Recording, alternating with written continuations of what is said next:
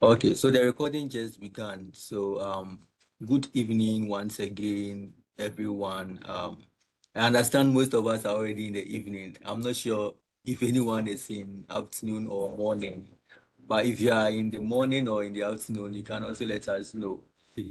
So this evening's model would be about digital forensics and then incident response. So it's the last model of the cyber threats management course on Cisco, and that's what we'll be treating today. It's a very, very packed model, so I'll try my very best to run through it as fast as possible, though, but I'll try to explain everything as we move along. Let me increase the size of this. Let me make sure that it's okay.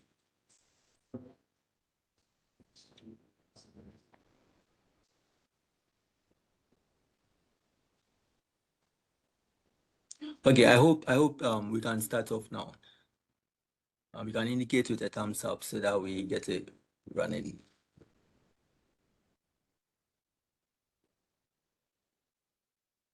Okay, Vanessa, I see you. Okay, Shatamoni, I see you.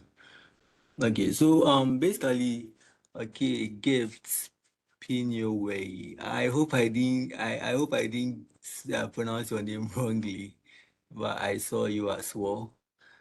So if we talk about digital forensics and then incidents, we basically know it as digital forensics and then incident response, but here we can see it to be digital forensics and then incident analysis and response. So if we talk about this, what do we actually mean? Most of the times it's let me say shortened to be DFIR. So if you hear DFIR, it's just the same thing.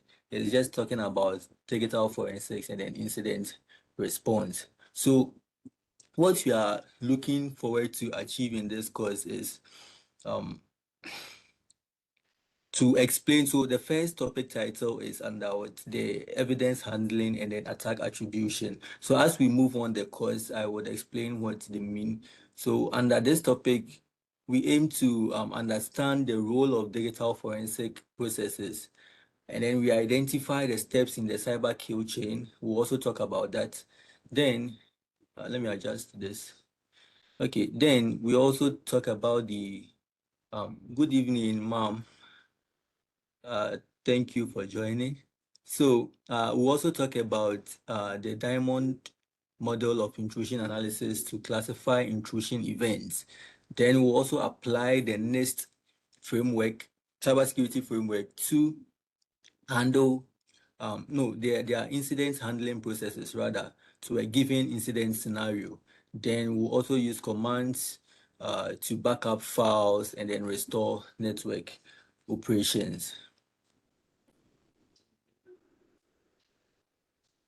So moving on, what if we talk about evidence handling and then attack attribution, what do we really mean by it? Now, if we talk about evidence is basically like, let's say something has occurred or a malicious activity has taken place, and then you need to connect the dots, the traces left behind. Those are the evidences that show us that, okay, this actually happened, or most of the times we call them indicators of compromise. Okay, so they actually help us connect dots and then actually attribute attacks to threat actors. So that's the attack attribution stage. So trying to say that, okay, this attack is from this threat actor or from this state-sponsored attacker. Let's take the Lazarus group for example. There are, let me say, indicators of attack can show cybersecurity analysts or digital forensic analysts that, okay, no, this pattern that was used in infiltrating or let's say getting into the network or exploiting the network is attributed to the Lazarus group, because this is exactly how they plan their things. They tend to learn about what they want to attack, most of the times they are after financial gain. Okay, for North Korea, they don't joke with their financial gains.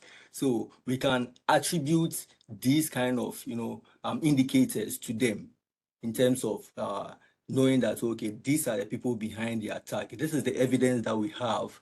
This is who we are associating the evidence to, that okay, you are the person that did this or that. Please, are we good to go?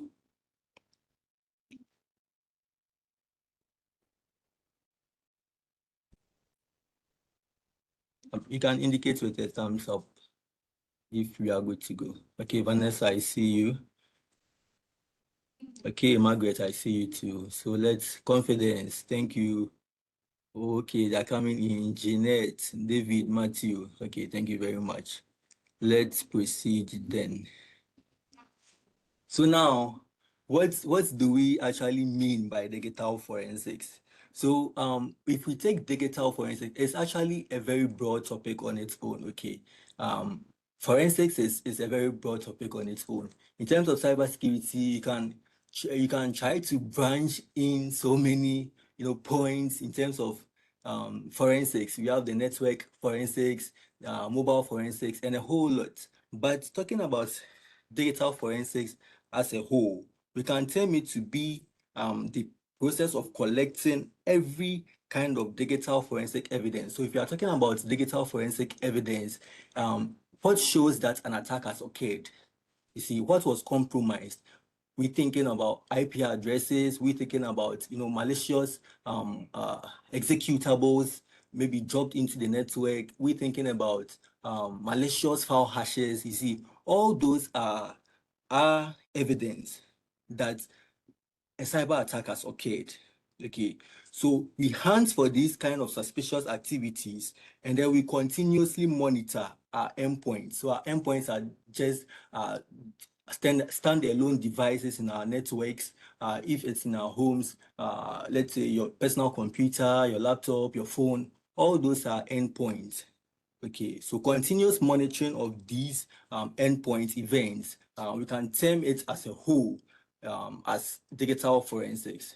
I don't know if I'm making sense. If I'm making sense, you can indicate with a thumbs up.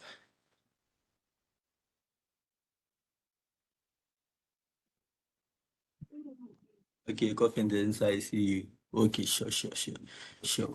But now let's see what Cisco is saying. So now that you have investigated and then identified, um, uh, I think someone is talking. Oh, okay, I think it was a mistake. So we are being told that now that we've investigated and then identified valid alerts, what do we do with the evidence? Most of the times, in terms of network forensics, recently I took part in a CTF whereby there was a network forensic challenge. And the challenge is in a way that you would, it's very, how do I put it? It makes you think like a cybersecurity analyst, right? But in terms of digital forensics. So in this case, you are just monitoring what happened in the network. You analyzing logs, trying to show that, okay, this endpoint was compromised. This was the endpoint that, uh, uh, acquired the malicious payload, or you can be able to connect the dots easily by running through logs. And I know logs also have timestamps, so you can be able to correctly attribute them that, okay, this is what I have now.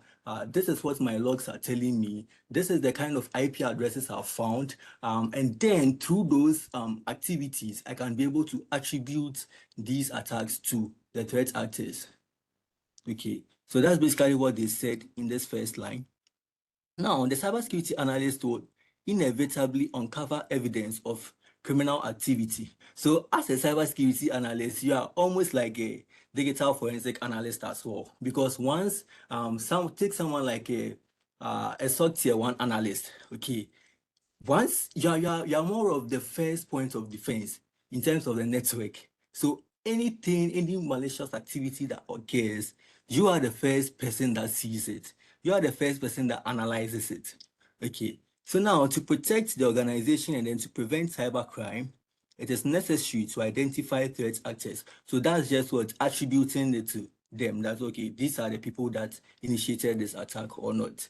Then we report them to the appropriate authorities and then provide evidence to support prosecution. So the evidence here is more of the indicators of compromise. Okay, what are we trying to use as a basic that okay, these people are the people that infiltrated into our network.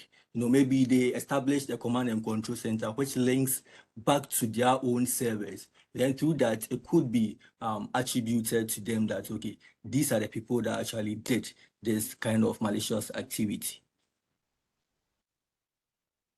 Now, a tier one cybersecurity analyst is often the first to, so I said it completely, is the first to uncover wrongdoing, just like I said.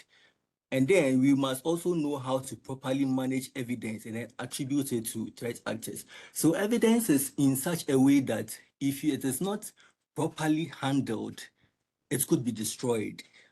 Confidential data could be destroyed, or the data you have as evidence could be destroyed in terms of its integrity. Okay, so most of the times what happens in data forensic processes is that let's say if a mobile device was uncovered during an investigation, I think recently there was a case like that. I think a cyber crime network. Okay, they've been operating for a very long time now. They've been amassing wealth. They've been, creating exploits for other threat actors to, engage in all their malicious activities and stuff. So in this case, when you are arrested or when you are, yes, let me put it that way. When you are arrested, all these devices are collected and then preserved. So they are collected and then preserved in order to, use it as evidence. But they are not going to work physically. Let's say if they've taken your device, they're not going to work with your device physically. They first use, they rather use the image of your device. So there are various tools like the FTK imager, which helps cybersecurity analysts, or let me say digital forensic analysts in this case, to get that kind of image of your device. So the image of your device consists of each, it's like you copying and pasting the device, like duplicating the device, okay, so that you can work on it without affecting the main device, thereby the main device serving as some kind of a baseline, okay, a baseline, so that you can say that this is what the actual device is saying, and then this is what my image analysis is saying, so that you can be able to identify that what there's no form of integrity breaches between these two devices.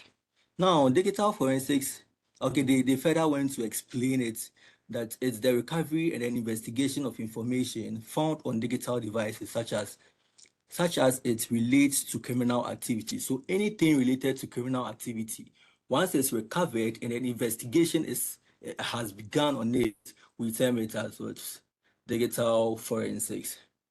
Then the indicators of compromise, like I said, are the evidences. So, what do you have of the threat actor? You have it. You have their IP addresses. You have the payloads they send. You have the network through which they try to get into your network. Did they do it through social engineering? What was their methods? You see, all of those things helps you to picture who the threat actor is. And now this information could be data on storage devices, in volatile computer memory, or the traces of cybercrime that are preserved in network data. So in network data, we are talking about the logs,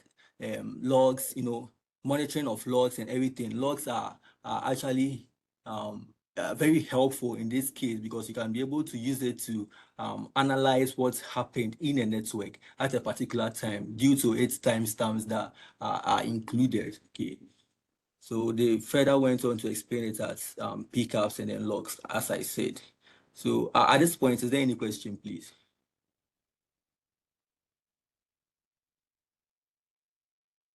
I hope I'm audible. Or is my microphone? And I think my microphone is not off. Thank God. But I hope okay, Abdul, I can see you. Lynette. Okay, Victor. Sure. I thought I talked I talked into the air. Okay, Adimola. Thank you very much. Okay, thank you very much, Vanessa. So let's continue then.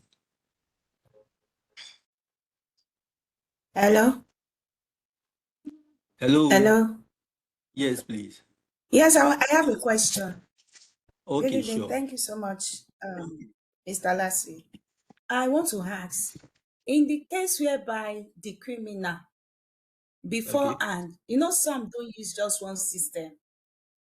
They Yes. use like different system. Some can use like three, four, In the case whereby the Some main can job use. they are doing,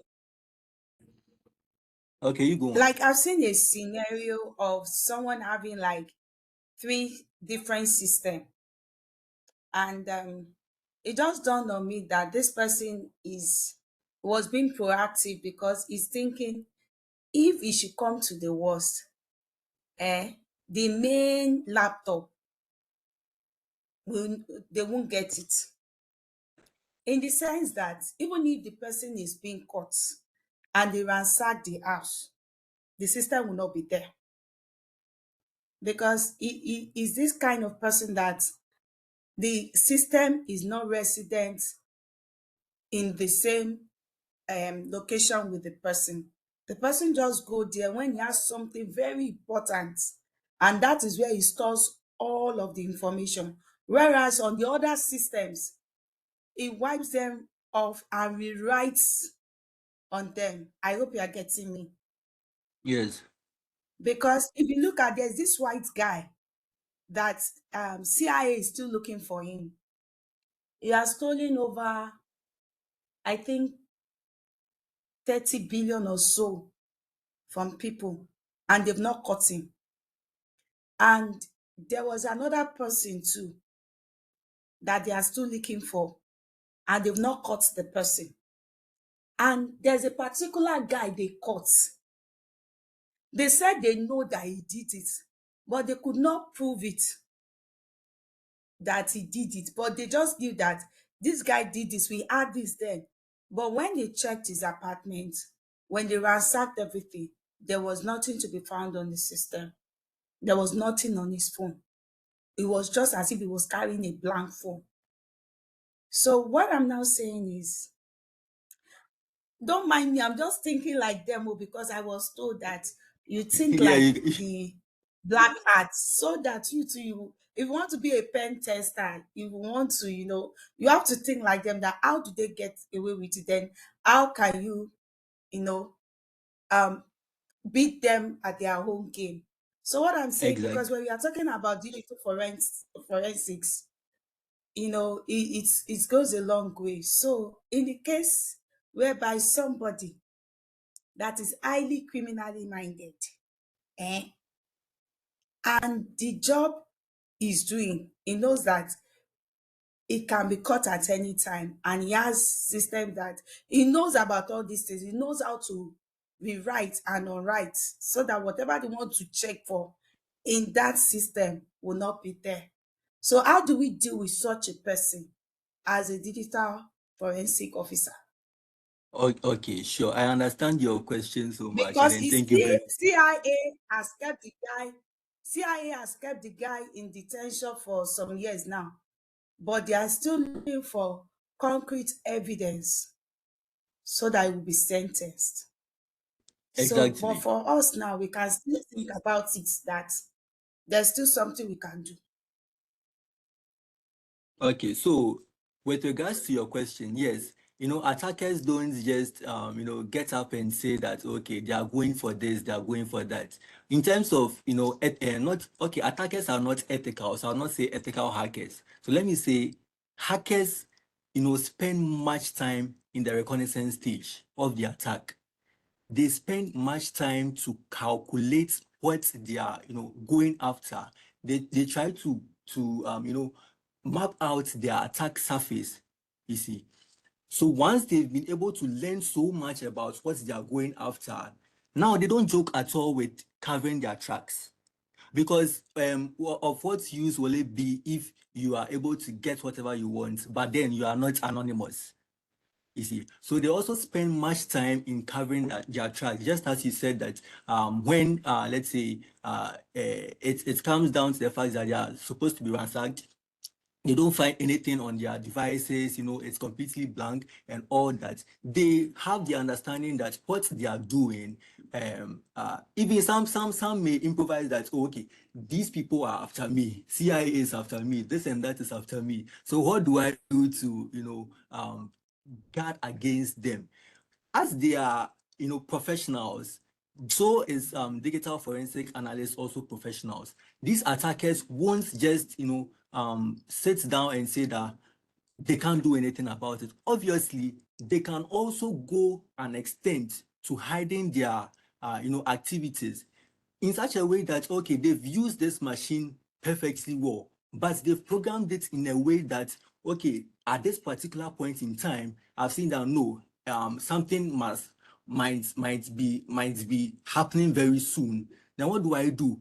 I completely clear. There are so much advanced tools at the the same tools that digital forensic analysts may use. Attackers may also have those high grade tools to protect themselves. They have all these tools to completely clear off their devices whereby they do not have anything, any remains on it. And then when you extract such a device for analysis, you will understand that, because it's not like a basic, let's say, system.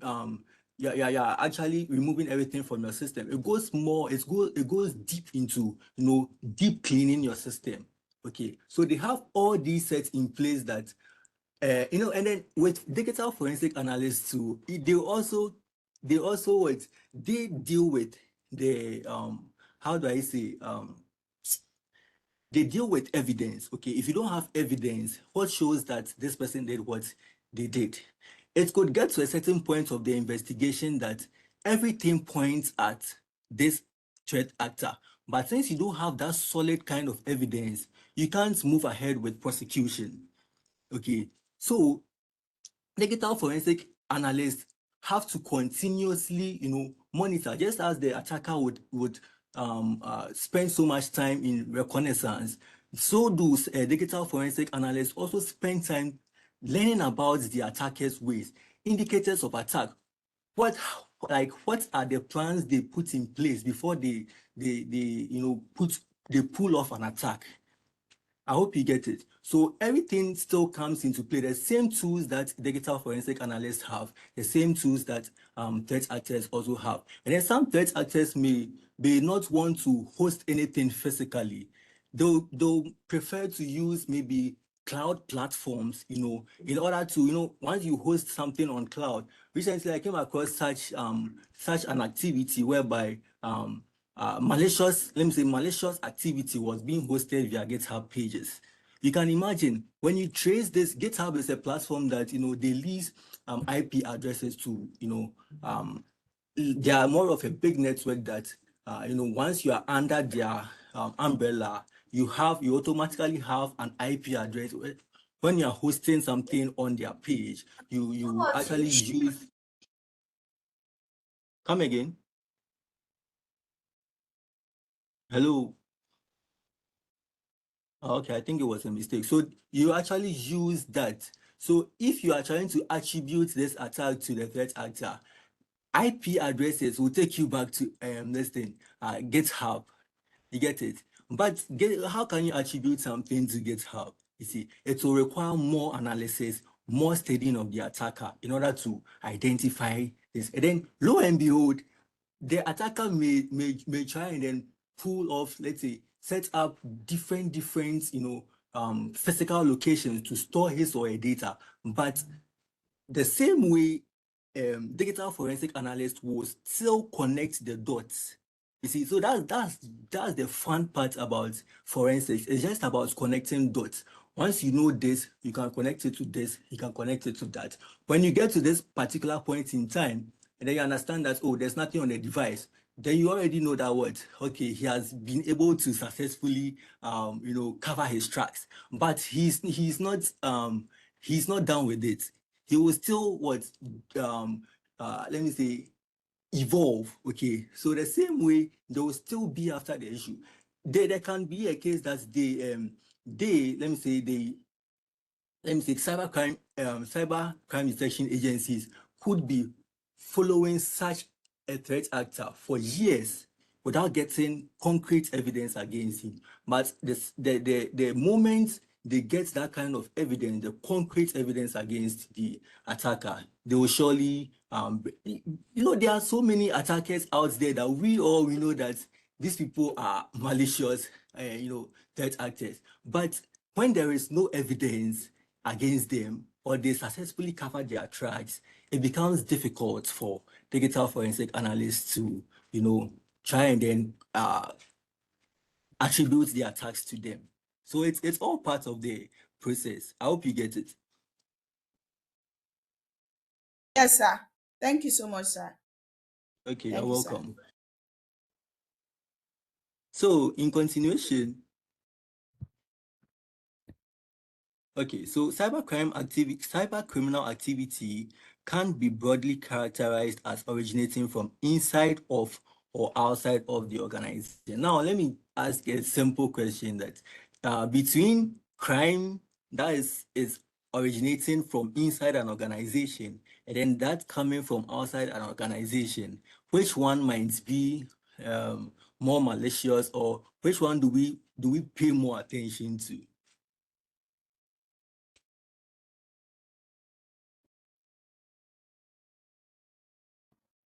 What do you think about The that? one from outside, the external, Okay. the You said the one external. from outside. Okay. Good Does evening. anyone I also think have? I think the one from the internal.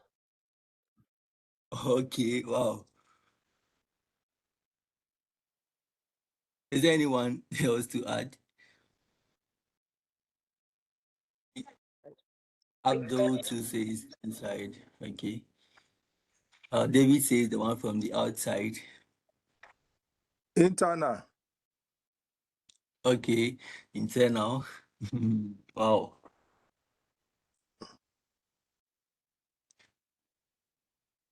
Because it's the internal that will open the door for the external. It's the internal that Okay. will pick out the informations. Oh yeah, I love that. I love that explanation. Does anyone to want to explain his or a reason for choosing the outside um outside the organization? For me, it's like the devil you know is better than the angel you don't know. Exactly.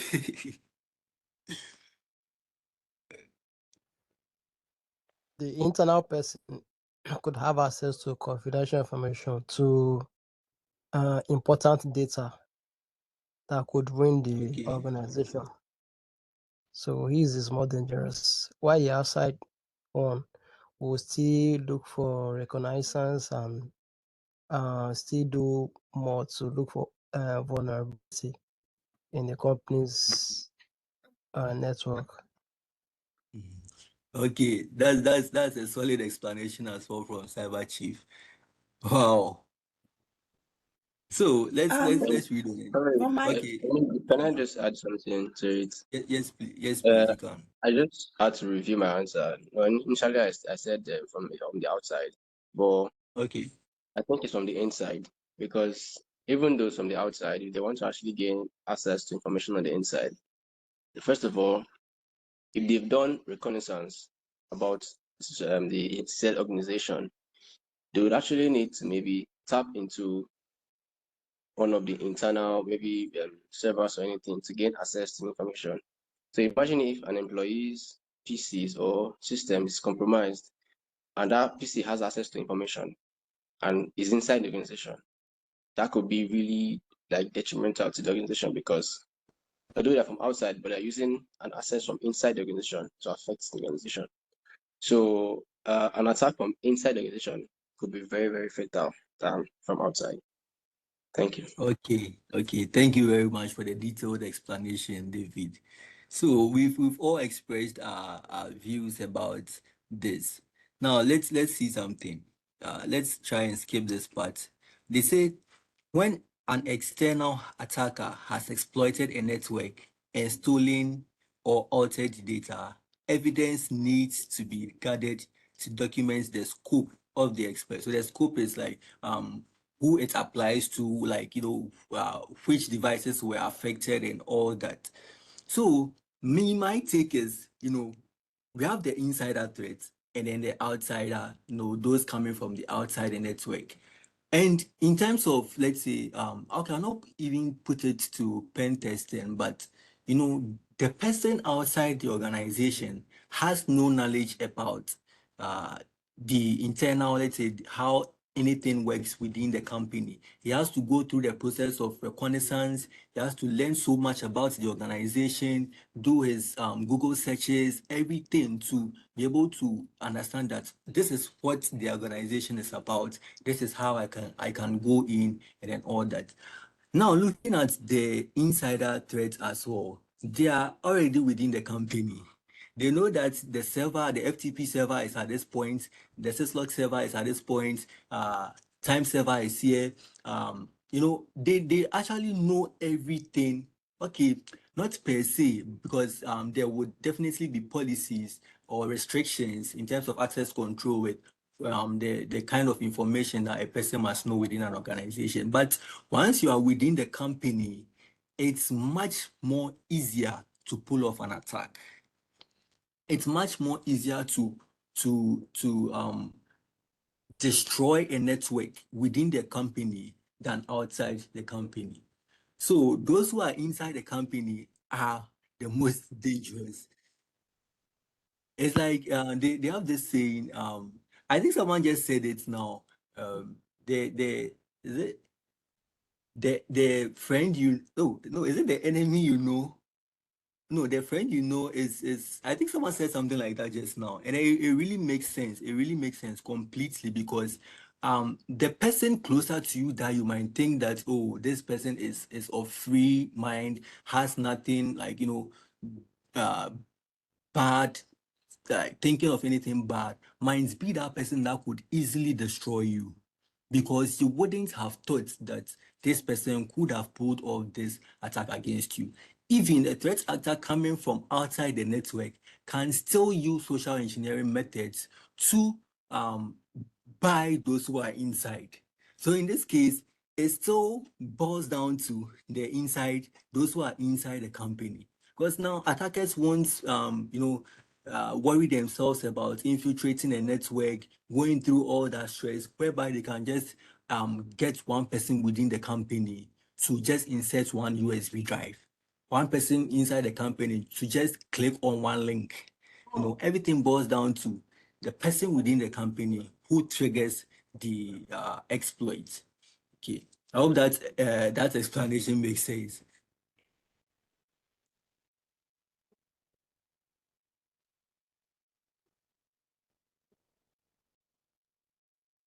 Okay, David, I see you. Okay, okay, Victor, I see you. So let's continue. So it's basically about this side, right? So let's see. Internal users could also have used the organization's network to conduct. So it's more of not like maybe they are not aware. Sometimes they are really aware, and then they really know what they are doing to compromise the network.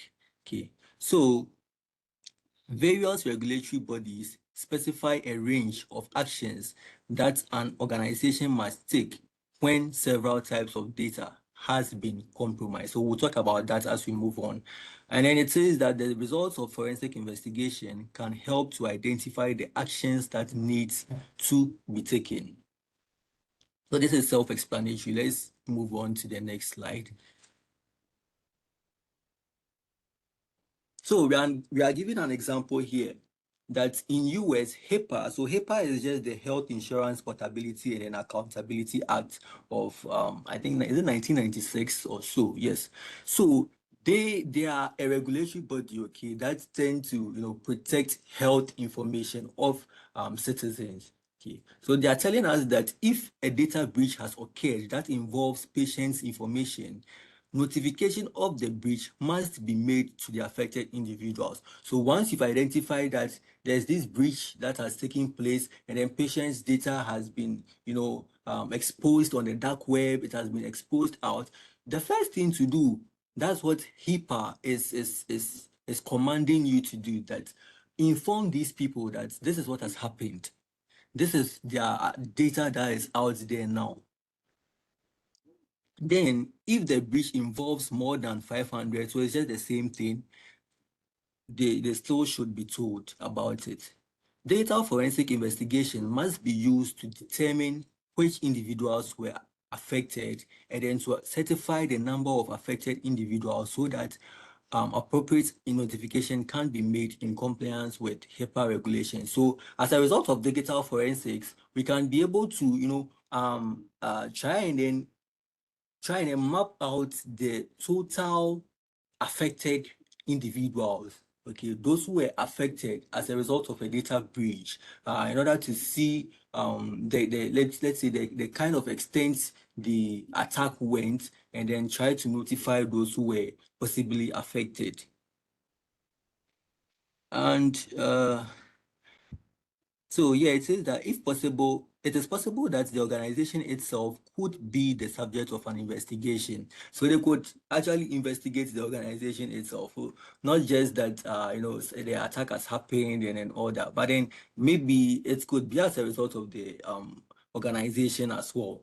The cybersecurity analysts may find themselves. So they are talking about you and then everyone on this call can find yourself in direct contact with digital forensic evidence that details the conduct of members of an organization. So talking about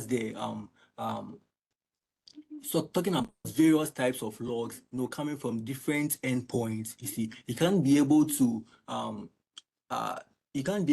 collect all these logs onto a central point of monitoring, and then you could be able to map out the attack surface that this is the first point of interaction. This is the first machine that was compromised, and then through this machine, maybe the attackers were able to walk through the network, okay, and then elevate their privileges. Maybe they walk through the network vertically, horizontally, maybe they had to compromise other hosts on the same network before moving on vertically, exploiting other vulnerable devices in order to gain, let's say, privileged access. So it's just like, let's say you've been able to, let's say my machine is on the same network as Gift's machine, and then we are all working in the same company, and then my machine has been compromised.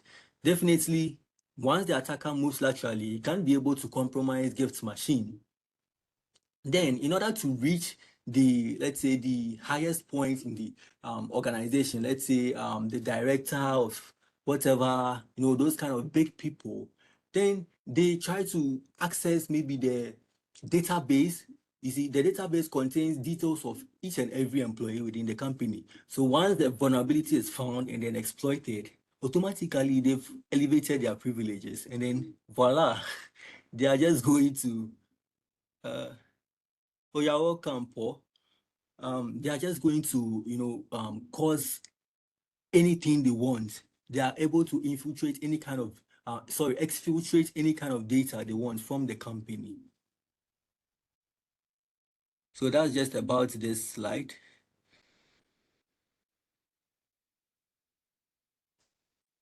Now, sorry. Now, in terms of digital forensics as well, we don't just stand up one day and say that, oh, we are performing this analysis on this device, this kind of attack happened, and then I'm trying to do this. You must follow let's say a predefined rule. Okay. You must follow a predefined rule, as I said. So here it says that regulatory compliance may require the this documentation. So they're referring to the well-documented processes with regards to digital forensic analysis. Okay. And then this documentation may be inspected by authorities in the event of a public investigation. NIST. So NIST is also one body that's they have this special publication. I think I have it here. Do I open it now, or let me check? I think I have it somewhere here.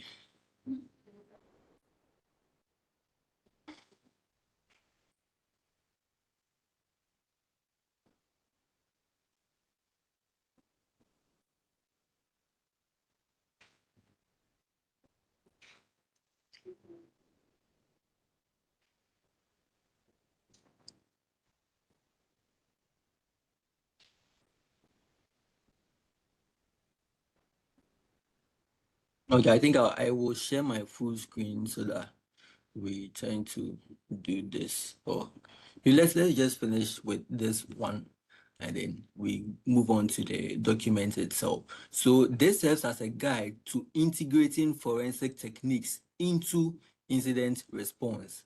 And then it's a valuable resource for organizations that require guidance in developing digital forensic plans. So just as I said, you don't wake up one day and say that you are investigating this issue, you are investigating this cyber attack. It doesn't happen that way.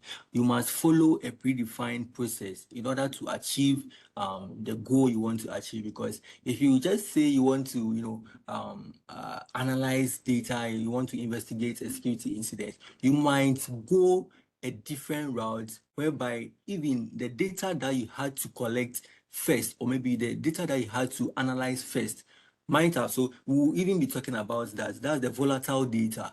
Okay. If you don't check with that one first, and then you go in for the ones that are still there, even if the specific device is turned off, you can be able to still recover some kind of data from these devices. Then you have actually lost significant information. Okay, so NIST gives us this kind of publication. So if maybe you are not really conversant with NIST is an institute.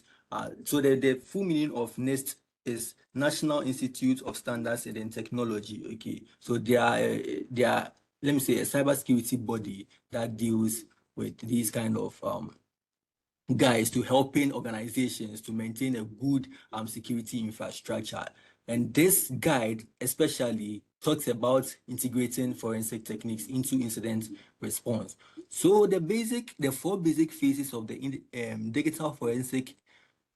digital evidence forensic processes are the collection, examination, analysis, and then reporting of the findings.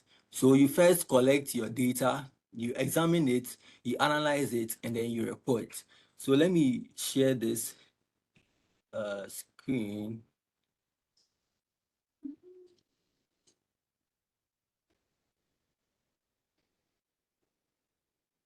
Yeah, so this is the publication. So you can see a guide to integrating forensic techniques into incident response. Let me scroll down to where it matters. So this is the table of content. They talk about the authority, the purpose and scope, who it applies to, and then all that. Then our main focus for this document is the performing of the forensic process.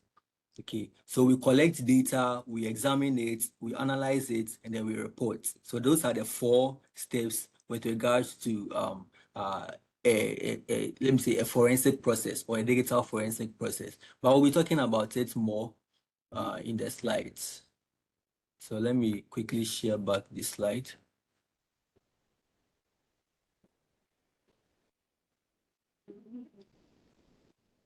So let's see what they entail on their own.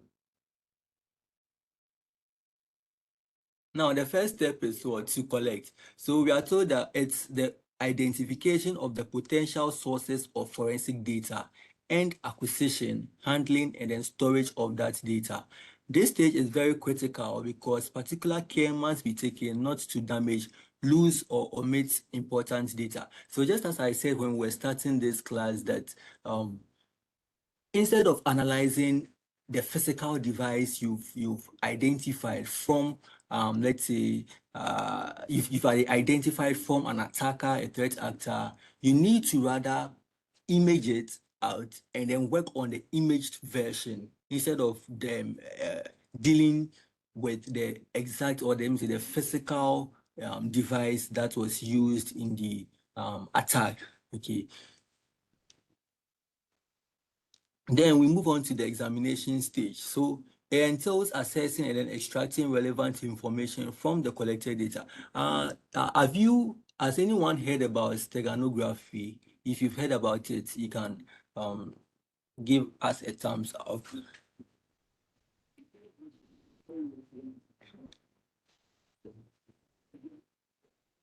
No one? Okay. Okay, Johnson has heard about it. Okay, so examination in this case is just like, in terms of steganography, most of the times attackers don't just communicate. Like, it doesn't really happen that way. They always want to protect themselves. They always want to protect the kind of data they are exfiltrating or infiltrating into a network. So think about let's say malware. Most of the times malware, because they can easily be detected by security systems, they tend to zip it out. Okay, and then when it's zipped, it's very difficult to be detected by security systems set in place. So that is one method by which they tend to introduce malware into an organization or into a network. We can also talk about hiding confidential data within images, within videos, within audio. They do all these stuffs in order to evade detection. So in this digital forensic process, when we are analyzing such an incident, there is the need to extract all these data that has been embedded into other, other formats that might not really make meaning to us. Okay, so those are just let me say gotten from the cover. Let me say the kind of cover page they use. So if it was a image, you can see the image like maybe a riverside image or something, but it's really carrying it's really carrying some kind of huge confidential data. Okay, so they examine it and then remove all this kind of information. So they decompress it, they decrypt it if it's encrypted, and then it can be useful for further analysis. Also, information that is irrelevant to the investigation may need to be removed. So any information that, especially taking logs, logs are so voluminous. Like,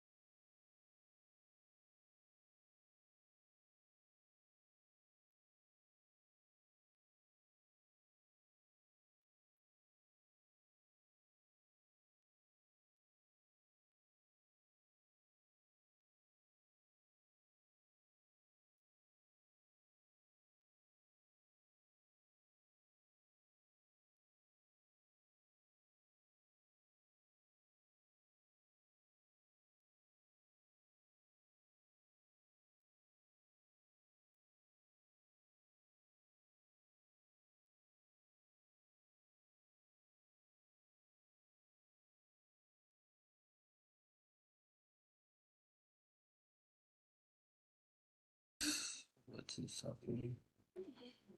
Hello guys, am I audible, please? Yes. Oh, okay. I think I think my network threw me out a bit. So let me reshare the. Yes, Cyber Chief. I think it was the network. I was seeing that kind of let me try and then.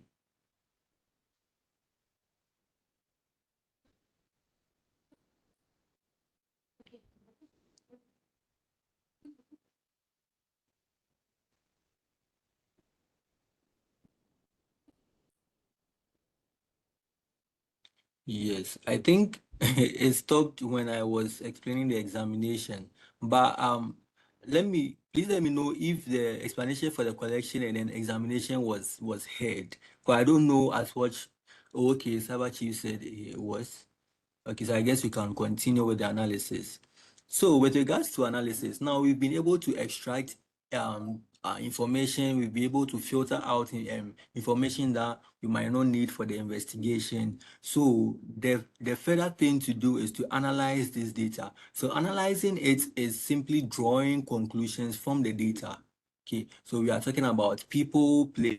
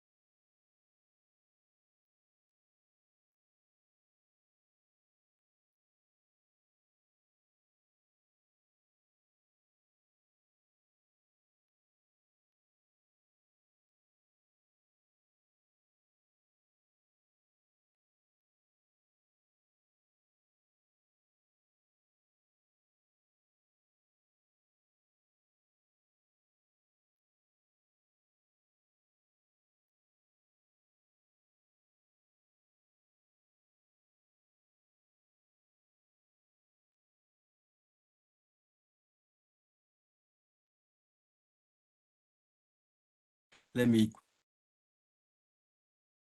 know what this network is trying to. Let me quickly share it. Okay, so we are not going to waste much time because let's continue. So I talked.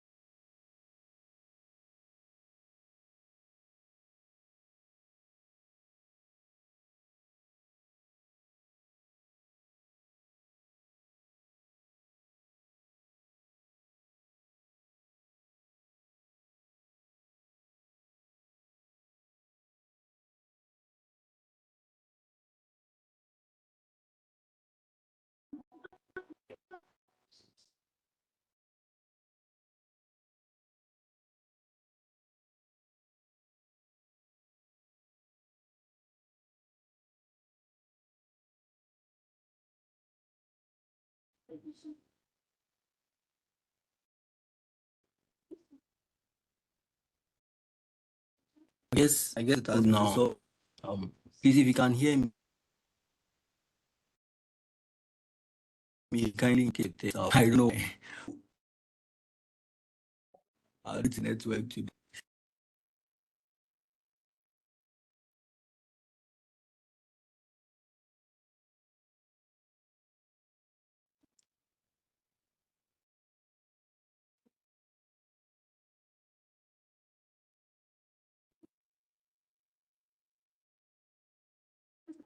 Um, Okay, Johnson says I'm audible. So let's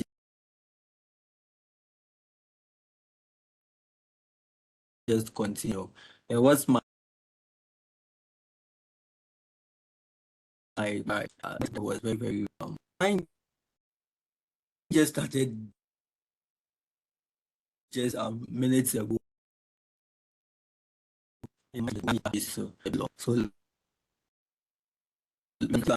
So yes, we've talked about the analysis as well. So reporting, preparing and preparing and then presenting is more of what we do with the reporting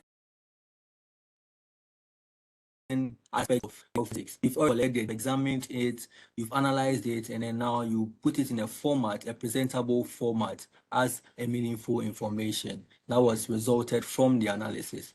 So reporting should also be impartial, and then alternative explanation should be offered in if appropriate. So you don't know your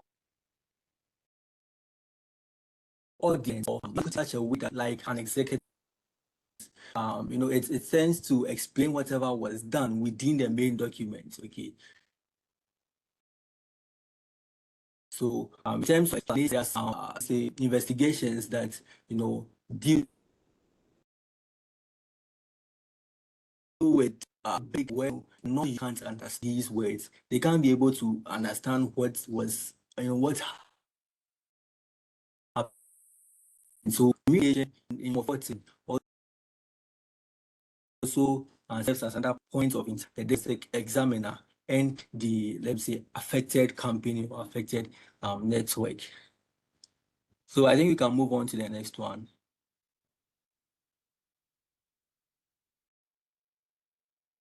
Now, the act of evidence with regards to, let me say, cyber attacks or the forensics. In legal evidence is broadly classified as either direct or indirect.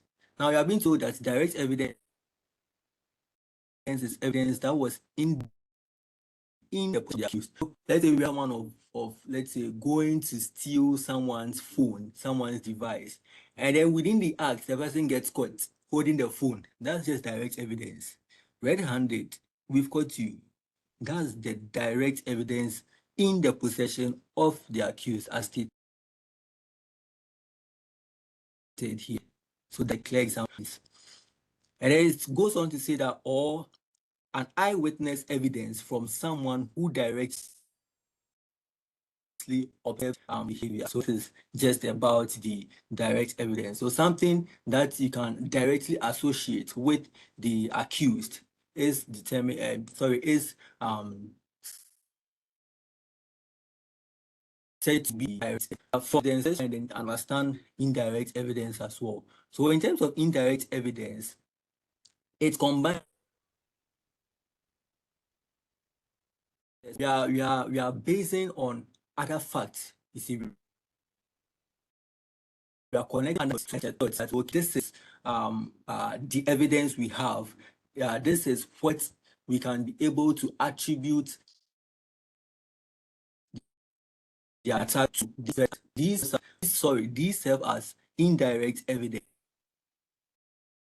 not like evidence that the evidence was directly in the possession of the accused, or maybe someone saw the event happening live. So indirect evidence just deals with connecting the dots, establishing that kind of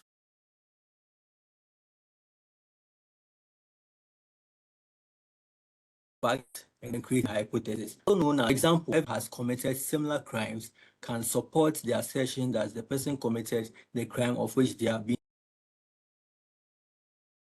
accused. So generally, particular threat actor uses this means of exploiting a network, exploiting a system.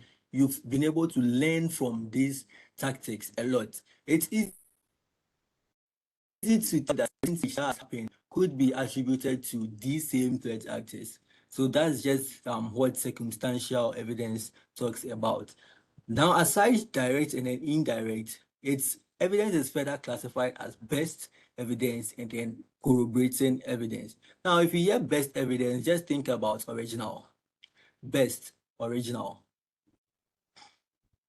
So Cisco explains it to be evidence in its original state. This evidence could be storage devices used by an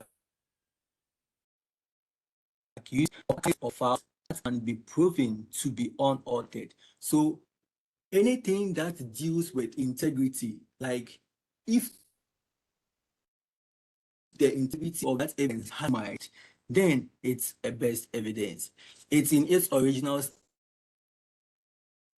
That evidence, it's in its original state. Then we can also talk about the corroborating evidence, whereby it supports an assertion that is developed from best evidence. So if we know that this is the evidence we have as best, it hasn't been in any kind of way. It is like a top up. You see, it helps us support the fact that we have this kind of original state in evidence. I hope you get this part.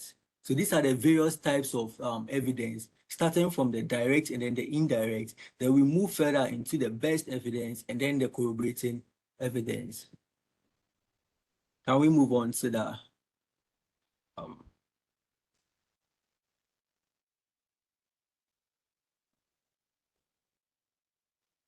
can we move on, please? Or is there any question up to this point?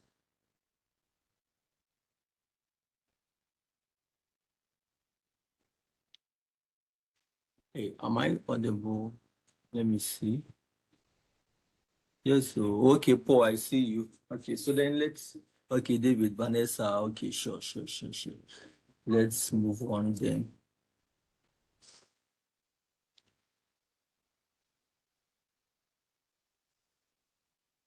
So yes, I basically talked about, you can't start off a digital forensic investigation just like that. You can't just start and start performing a digital forensic investigation. It must follow a particular Cisco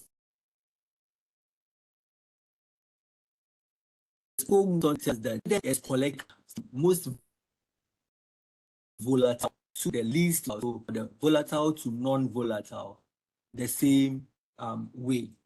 Now, IETF, so IETF is the Internet Engineering Task Force, and then they have these, should I say technical documents, or yeah, I could term them as technical documents, okay, and the RFCs. So RFCs are requests for comments, okay. Then these provide, so this particular RFC provides guidelines for the collection of digital evidence. It describes an order for the collection of digital evidence based on the volatility of the data. I hope you get it. So based on how volatile the data is, the forensic analyst must start from the very volatile part of the data. Okay, so if we talk about volatility, it is basically, should I say, how best do I explain volatility?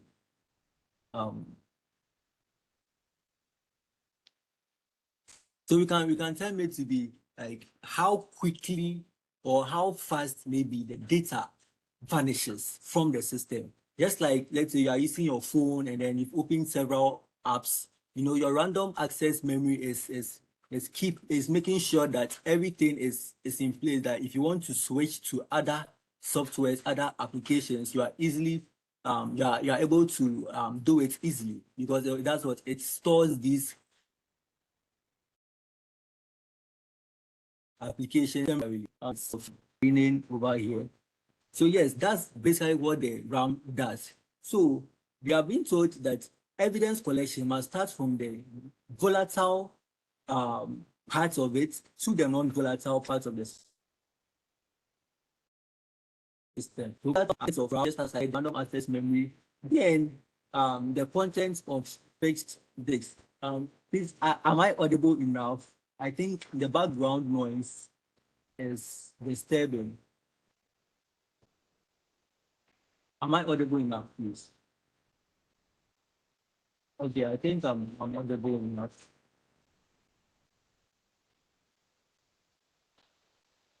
Yes, so we tend, okay, thank you, Margaret, thank you, Edward, I see you. So we tend to look at the content of RAM before we come to the content of fixed disks. So talking about the hard disk drive, the solid state drives and all that. Then the archive backup data. Okay. Now let's move on. Data stored in RAM is the most volatile because it will be lost immediately power is turned off. So once you turn off your device, you automatically lose data. I recently attended a cybersecurity conference whereby uh, it's Ghana based conference, and then they were talking about the current what is currently happening in terms of organizations responding to threats. In terms of, let's say, ransomware threat. Ransomware attacks are kind of attacks that most organizations don't really come out to say that they've been attacked, but in actual sense, it really does happen. Same way phishing attacks are ongoing here and there. Ransomware attacks do happen.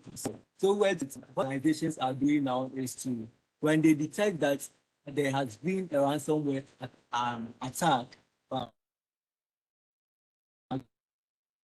what they do is to completely shut down and erase the system. Then they recover from a fresh backup. Okay.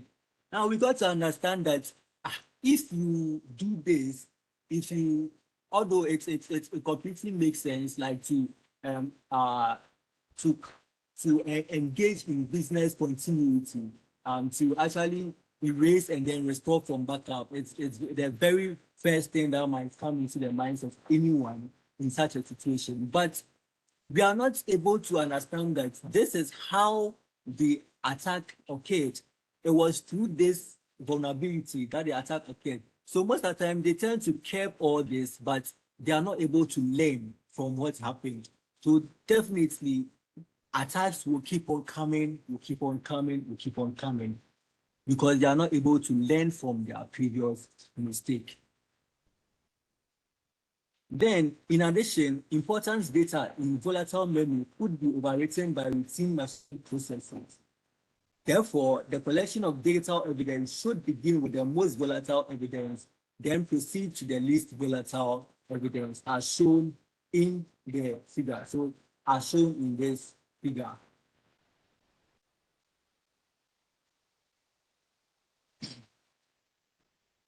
So now they tend to explain further into what we mean by the volatile to non-volatile kind of data.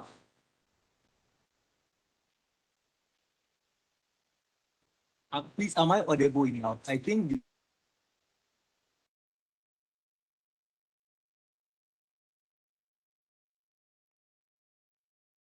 this very that everyone can hear.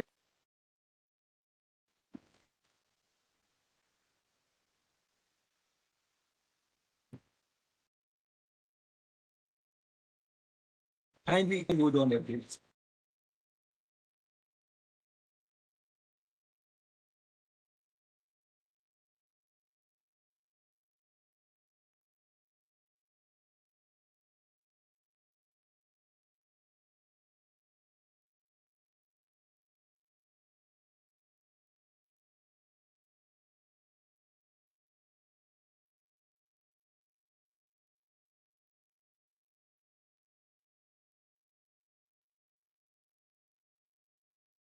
Okay, guys. Please, am I audible now?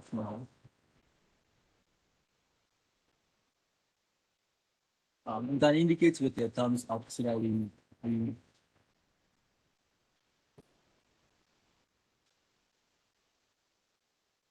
okay.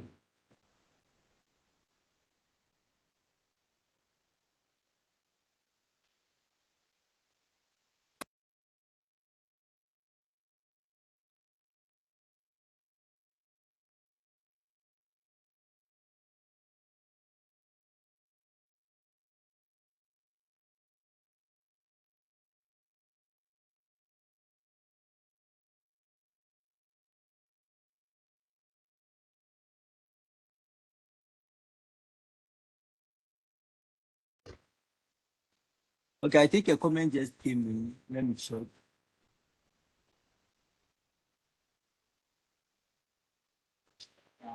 Okay, Victor says I'm audible, but my audio isn't consistently smooth. Oh, okay. I don't know. Whenever it seems to rain over here, the network starts I don't know, doing its kind of things. So I have to adjust it and try it and get it done. But I hope I'm audible now so that we continue. There's much more to be done. So okay, so in continuation, an example of most volatile to least volatile evidence collection is as follows. So we talk about the memory registers, the caches, then we come down to the routing table, app cache, process table, kernel statistics, and then the RAM itself, then temporary file systems that store files temporarily. So these kind of systems, whenever power is shut down, they automatically lose their, their weight or whatever they are holding. Then non-volatile media, such as fixed and removable. So talking about the USB drives, the hard drives, the solid state drives, the remote login and then monitoring of data. So we can think of SIM solutions, SOAR and all that. Then physical interconnections and topologies, as well as archives or archival media, tapes or other backups. So these are arranged in a form of volatile to non-volatile. So volatile in the sense that once power is shut down, so from here, these tend to lose everything they contain or the forensic data evidence that might be of great use. They tend to lose them. So if it happens that we need to conduct a forensic analysis, we must consider it from the very volatile one to the least volatile one. Now, details of the systems from which the evidence was collected, including who has access to those systems, and then at what level of permissions should be recorded. So thinking about access control policies and then all that,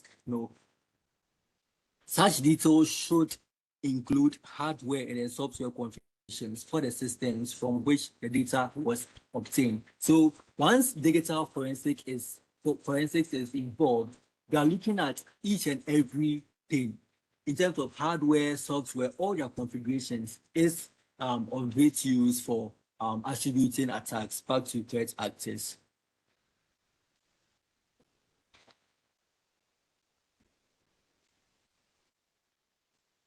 Okay, so now the chain of custody.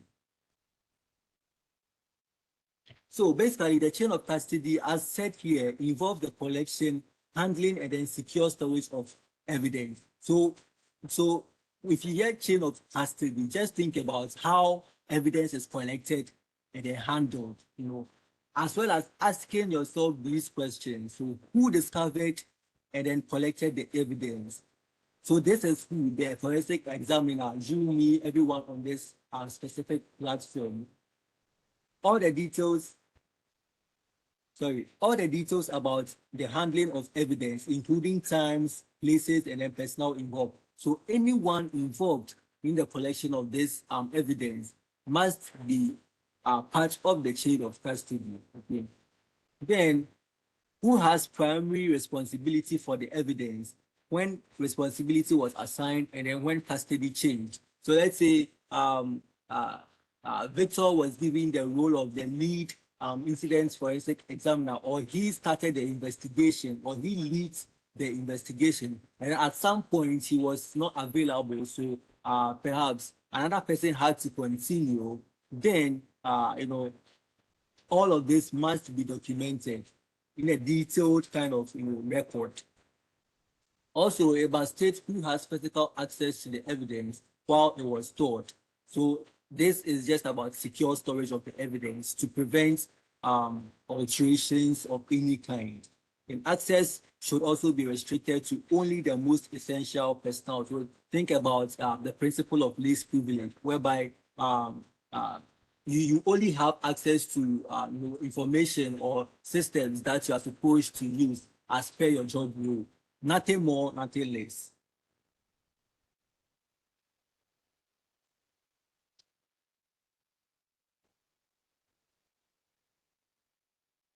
Okay, so we move on to data integrity and then preservation. Now, data integrity is just, if you talk about integrity from the CIA triad, making sure that data is not altered in any kind of way. And then it's being preserved also tends to support integrity in one way that, as I told you, one thing that forensic analysts can do to preserve data is not to work directly on the source of evidence. Okay, they try to image it out and then work on the image version, just like a copied version of the original document.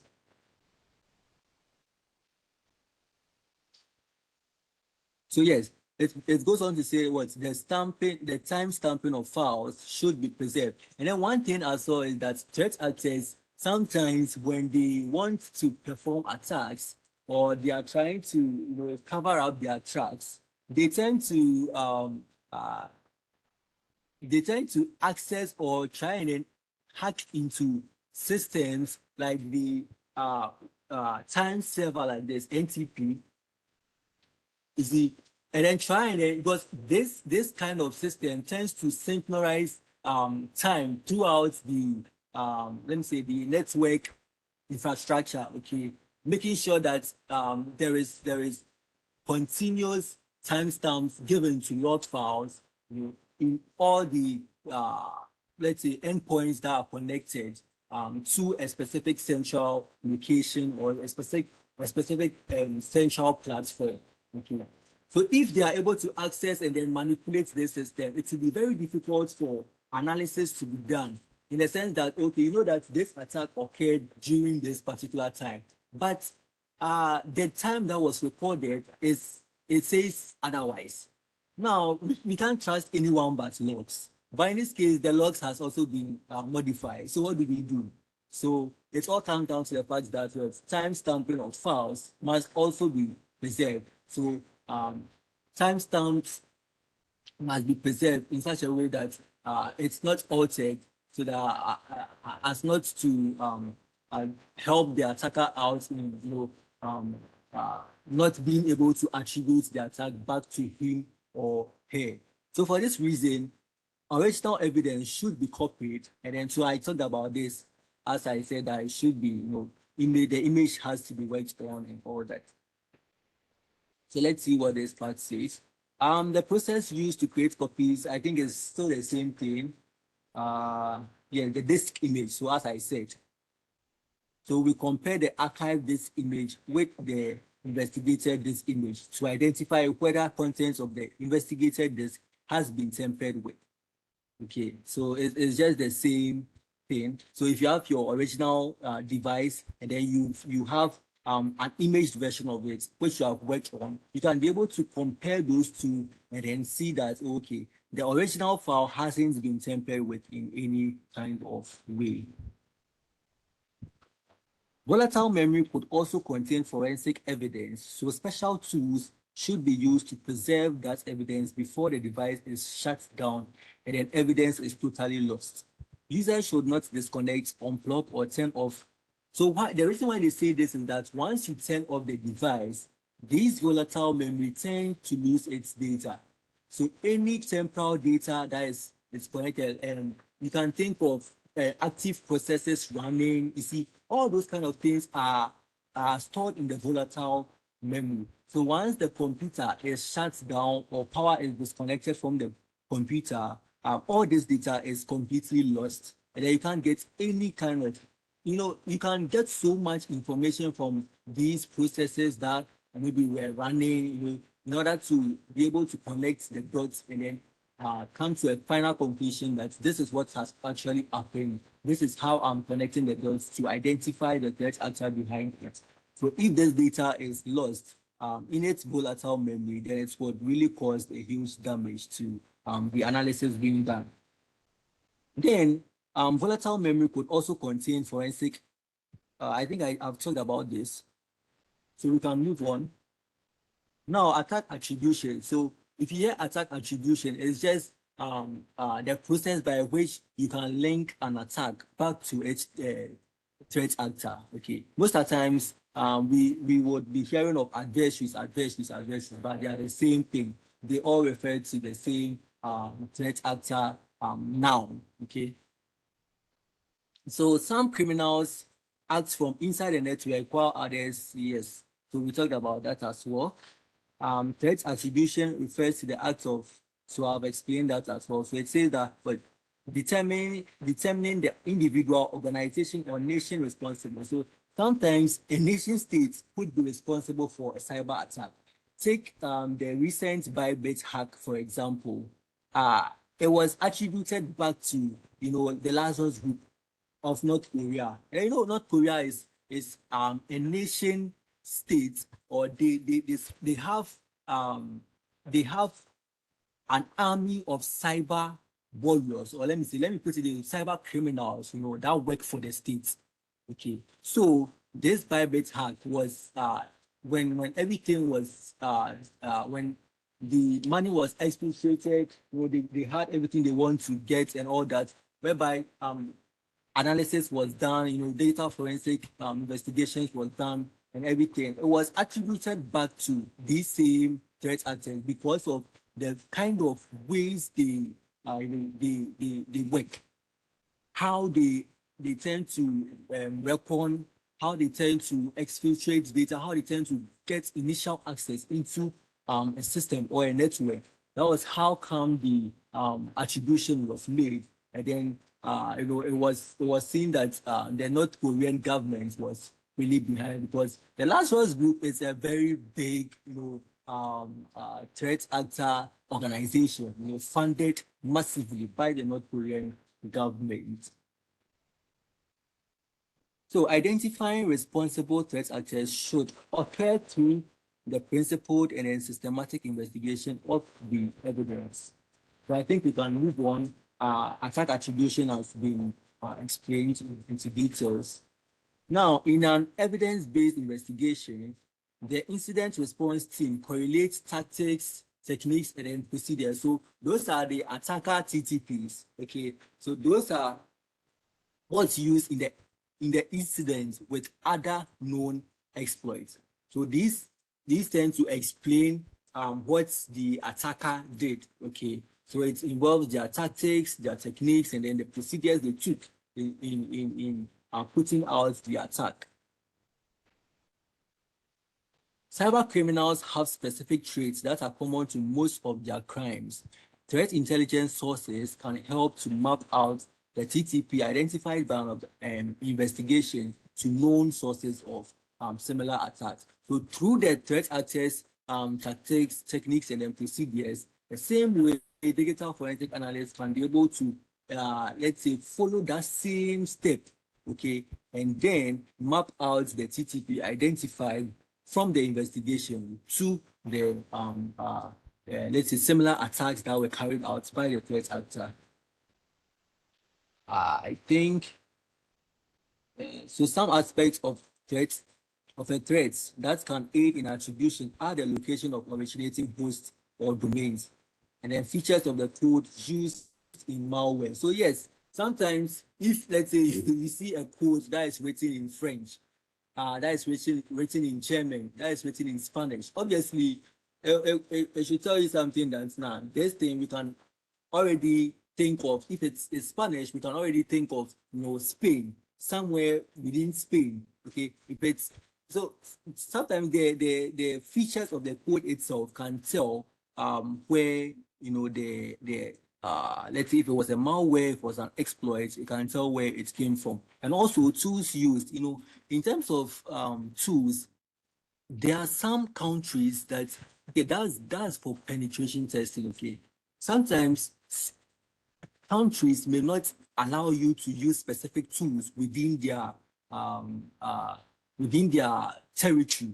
Okay, specific tools are, let me put it this way, they are banned, okay, from being used within some countries because of, let's say, how it tends to operate, or all that. So if, let's say, we are able to see the tools that were used, we can be able to say that, okay, this tool most of the times it's being used here, it's being used there, or we can be able to draw some conclusion from the tools that were used,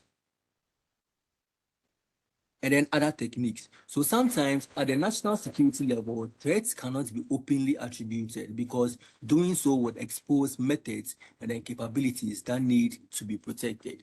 So it's not like once you've been able to get enough evidence, you can just go on and then attribute it plainly.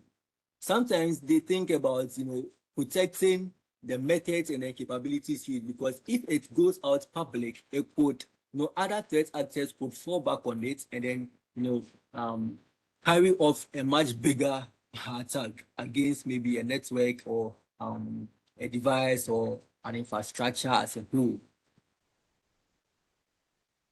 Think we can move on.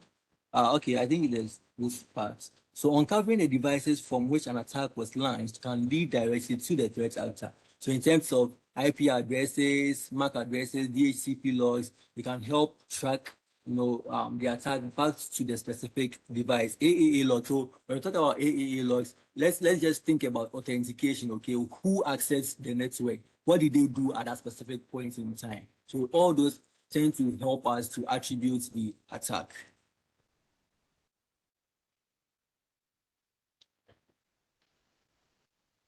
Okay, so now we will talk about the MITRE attack framework. I think was it model 3? Model 3, we talked about threat intelligence, where I explained the MITRE attack, the MITRE attack framework, and then the MITRE cooperation as a whole. So if maybe you were not really you weren't able to make it to that meeting, I'll just explain a few things about MITRE, and then we just go on with this. So if you talk about MITRE, just think about USA, okay, because they are sponsored by they are a US sponsored organization, okay. Then they created and maintain a catalog of known threats.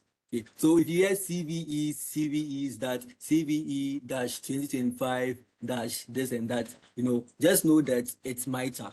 That's part of what MITRE does. Okay. So those CVEs serve as common dictionaries or public names for known vulnerabilities that exist out there, that we can be able to easily identify them and then work on it. But when we talk about the framework is more of something that is universally, or like everyone has adopted to it. Okay, everyone can access it. It's like it's constantly updated. Okay, for modeling and then detecting, not only even modeling and then detecting, but then to help cybersecurity analysts, data forensic analysts, anyone within the cyberspace to defend against cyber threats. Okay, so we are basing it against the attacker TTPs. Whatever the attacker does, we are basing it against that in order to protect our organizations, our data, from threats. So I think it's just the same. So yes, it enables the ability to detect attacker tactics. Right? Yeah, TTPs, the same thing, as part of threat defense and then attack attribution. So to be able to protect ourselves, we are able to we base our analysis on the attacker TTPs, and then use that as a form of threat defense, and then we can be able to attribute attacks back to threat actors. So it says here that MITRE attack framework is a global, so I think it's the same explanation I made. It's a knowledge base of threat actor behavior, and then it's based on observation and analysis of real world exploits with the purpose of describing the behavior of the attacker. So back to the TTPs, whatever the attacker does, the framework just bases it on it, and we are able to better defend ourselves against emerging threats. I think I have I opened the website over here. Let me check. Okay, let me switch to this.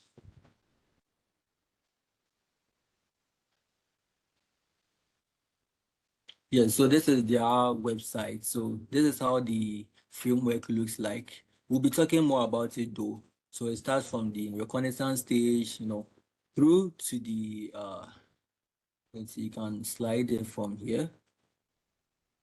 So through to impact. So these are this is a framework that helps us to defend ourselves based on what the attacker does. Okay, let me switch quickly to the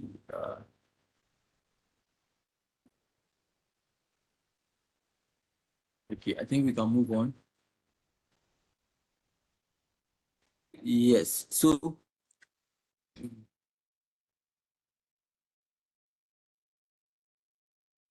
okay, the figure shows an analysis of a ransomware exploit from the excellent any.run online sandbox. So any.run can be used to analyze malware in the sense that you are not interacting directly with your physical machine. You are doing everything virtually. That if there is indeed a malware, you can be able to analyze it, look at how it operates with regards to the MITRE ATT&CK framework.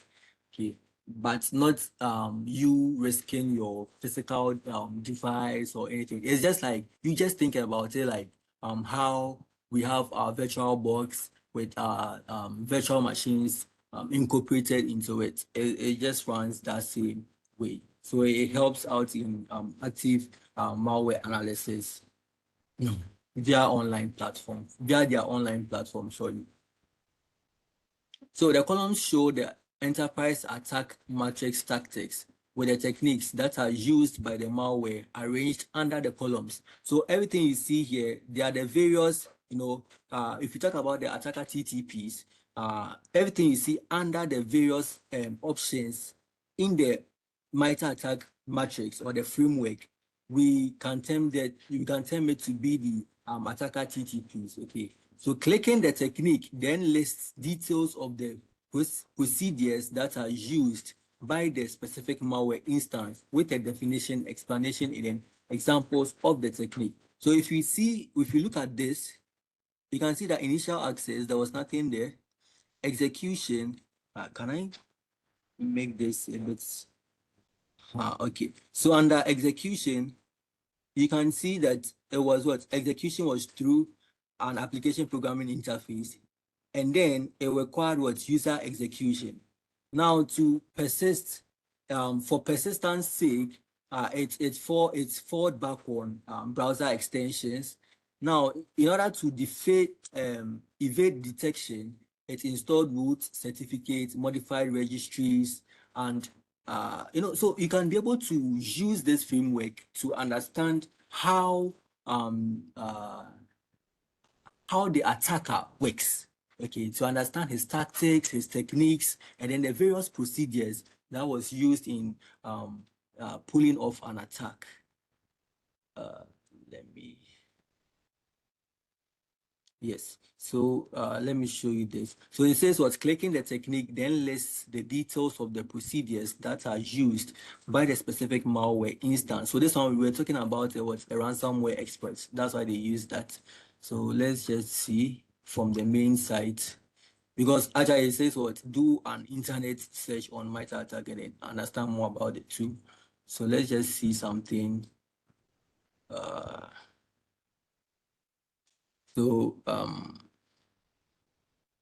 Let's see.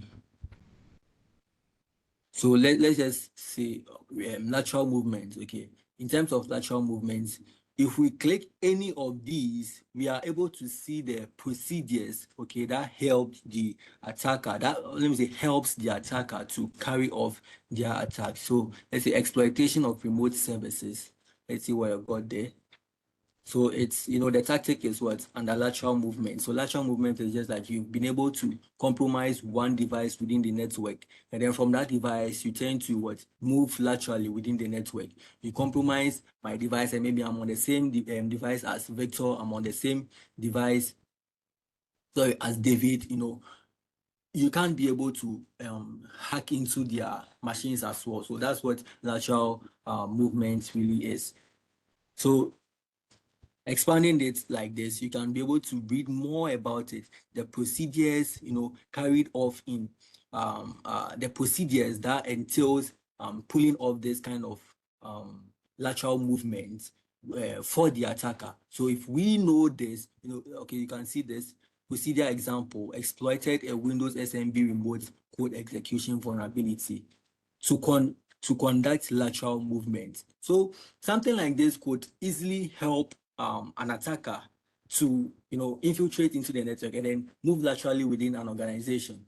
If you've ever worked on let's say a lab or anything that requires you to let's say you found a vulnerable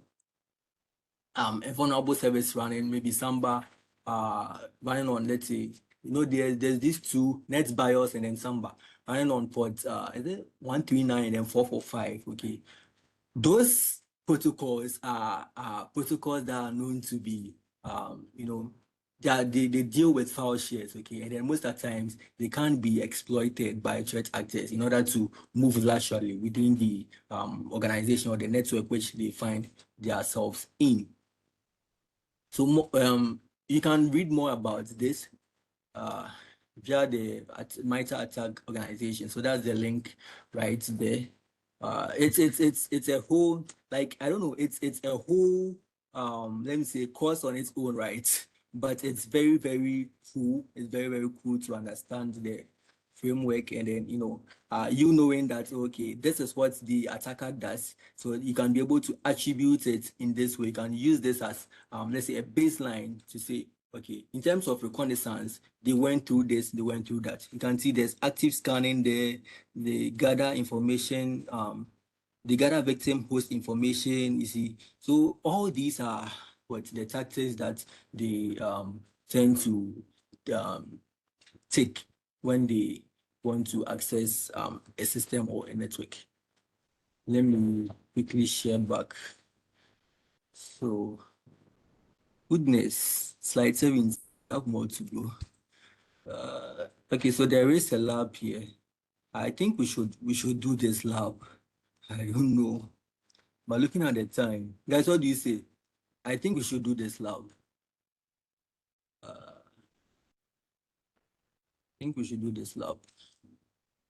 At least just one lab, because this model contains about 6 different, I think 6 or 5 different labs to be done. So at least just one would be okay. But let's see if time permits us. Let's just move fast because this model is quite heavy. So now we also talk about the cyber kill chain. So the cyber kill chain is let me say another procedure or another means by which we can be able to defend ourselves. So as digital forensic analysts, as cybersecurity analysts, we can be able to defend ourselves when we understand the attacker TTPs. So their techniques, their tools, their processes, their procedures. Okay, we can be able to defend ourselves more. So yes, it was developed by Lockheed Martin. So he developed the cyber kill chain to identify and then prevent cyber intrusions. So it consists of 7 steps, and then I think we'll be looking at the 7 steps on the next slide. So yes, the cyber kill chain specifies what an attacker must complete in order to accomplish their goal. The steps in the cyber kill chain are as shown in the figure. If the attacker is stopped at any stage, the attack is broken. Breaking the chain means that we win. The cyber security analyst wins, the digital forensic analyst wins. So that's the main goal. Trying to, so it's arranged in this way: the first, the second, third, fourth. So at any point before the attacker reaches his actions on objectives, if the attack is broken, if this chain is broken, then the cybersecurity analyst wins, or the digital forensic analyst wins.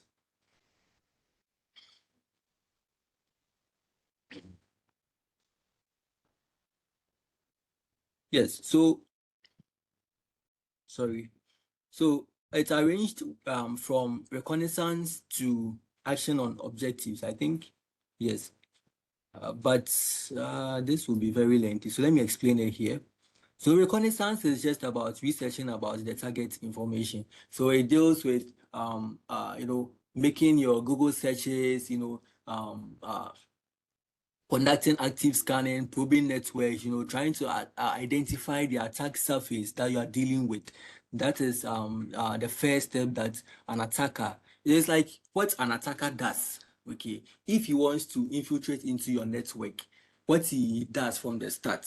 Okay, so he takes these 7 steps.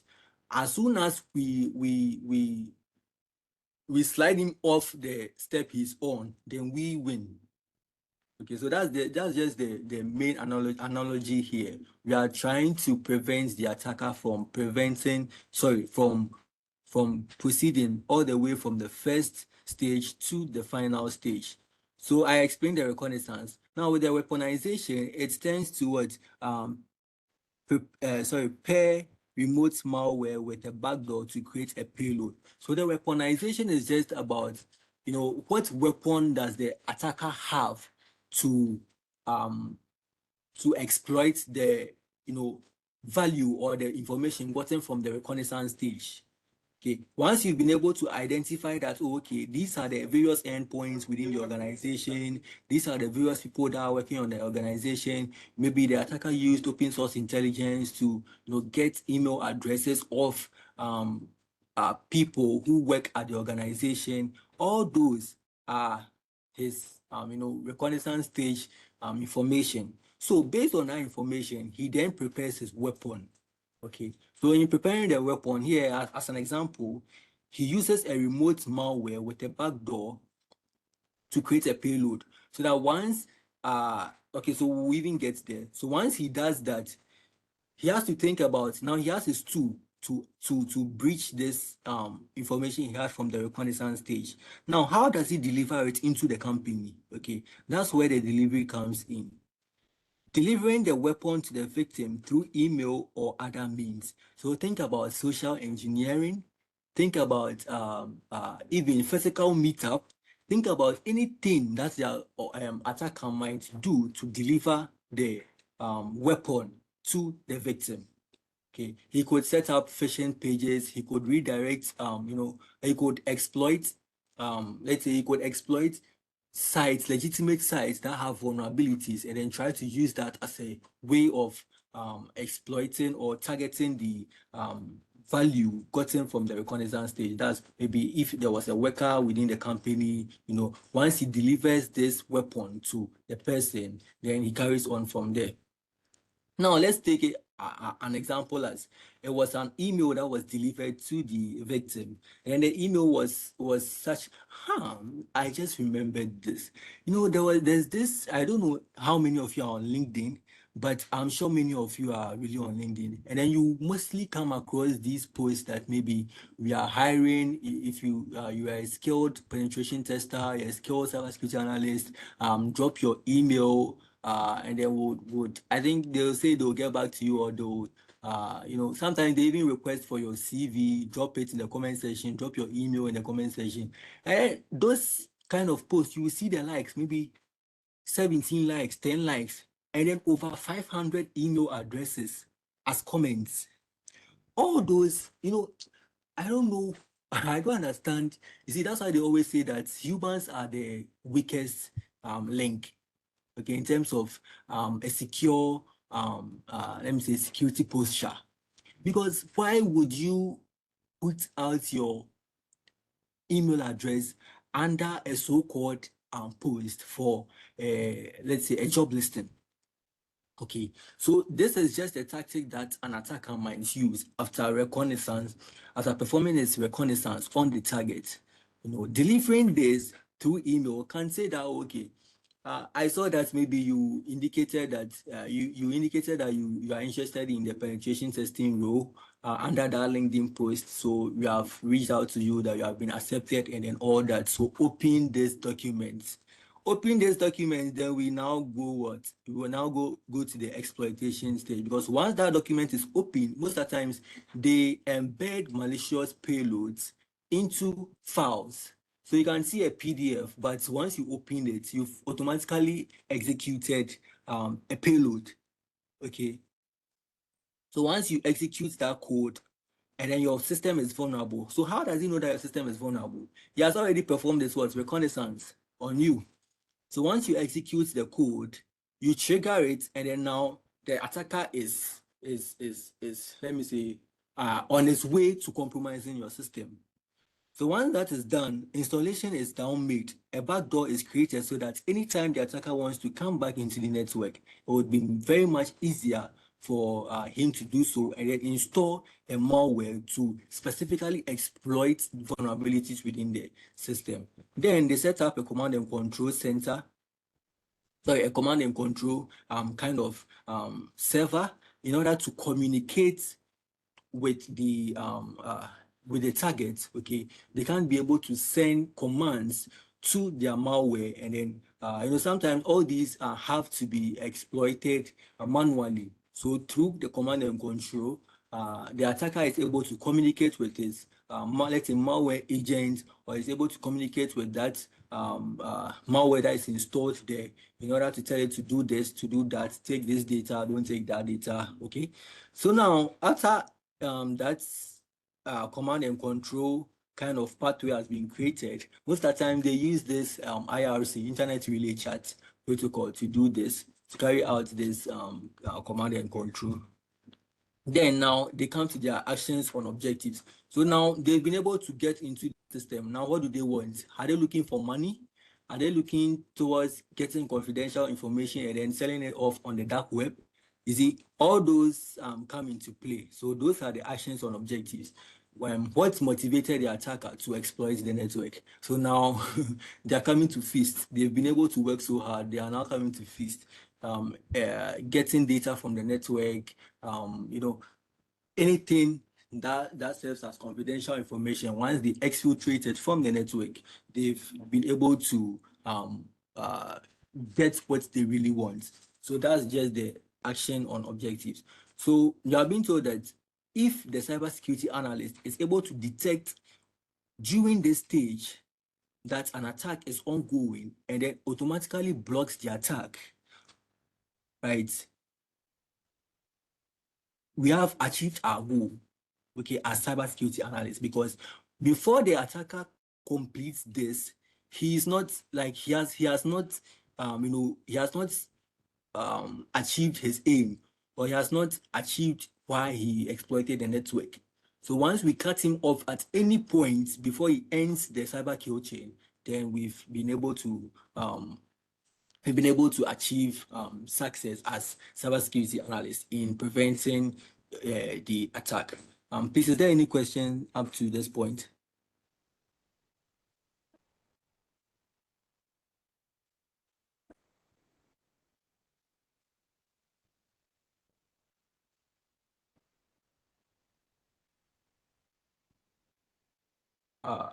Am I audible?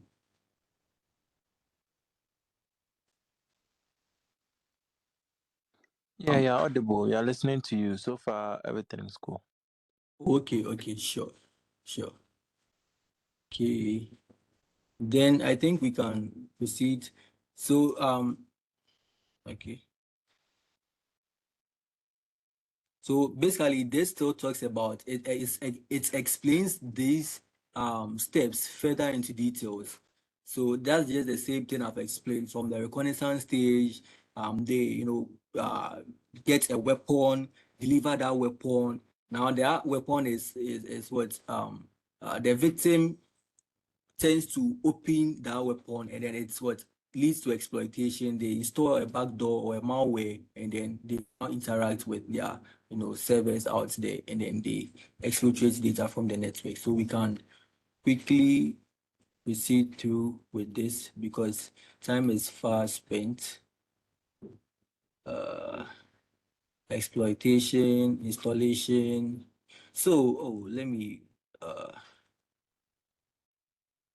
so yeah, in terms of reconnaissance, we also see the SOC defenses such as weblog alerts and then historical session of data. So this is what we can do as SOC analysts, to defend against these adversary tactics. So these are the various things listed out that can be done, like such as building playbooks for detecting behavior that indicates recon activity. So once there's port scanning, all these stuffs are active probing of the network infrastructure. So once it's identified within the logs, we can't be able to defend against it and then prevent the attacker from completing the final step in the cyber kill chain. So it also applies to the weaponization stage, whereby we ensure that IDS rules and then signatures are up to date, conduct full malware analysis. So it's just very, very much explanatory.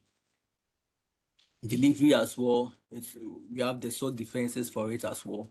To analyze the infrastructure part used by the used for the delivery. So was it through email? Did the attacker work in directly?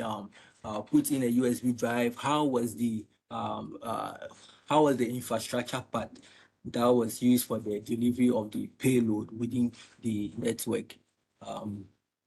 The exploitation stage as well. Here, in terms of defense, we tend to train our employees, secure code, building applications or coding. In terms of building applications, security must be the first point of, interest. Security from the ground up is much more better, because once you are incorporating security from the start, it's like you giving birth to a newborn baby, and then once the child gets to, let's say, 2 years, 3 years old, you start explaining these kind of cyber threats. Although he or she might not understand, but getting it from the ground up, they are easily able to, adapt and then protect themselves the more. Because how easy is it to learn a language when you are grown up, as compared to when you were a kid? When you were a kid, you don't even know how come you were able to understand various languages, because at that point our minds are so, sharp to grasp whatever we are being taught. But as we tend to level up or grow up, not to say it completely dies, so, but it tends to get harder in understanding some kind of these kind of things. So just to use that as an example for secure code, once security is incorporated in the building of coding of applications and all that to be used within the organization, it also helps a lot. Also, hardening devices. So hardening devices, if there are any any ports that are not needed, if there are any protocols that are known to be vulnerable, such as FTP, all these must be replaced with secure protocols, so that as to protect the network infrastructure of the company or of the system as a whole.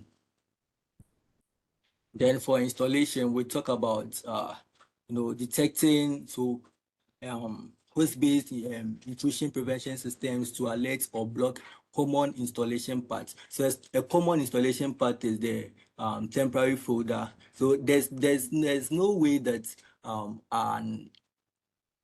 let's say an executable is to be executed from the temporary folder. Most of the time, that's where malware typically hides. So I think in our class last week, on threat intelligence, I explained how it really works with the how malware hides within the network infrastructure or within your own personal device, especially in the temporary folder.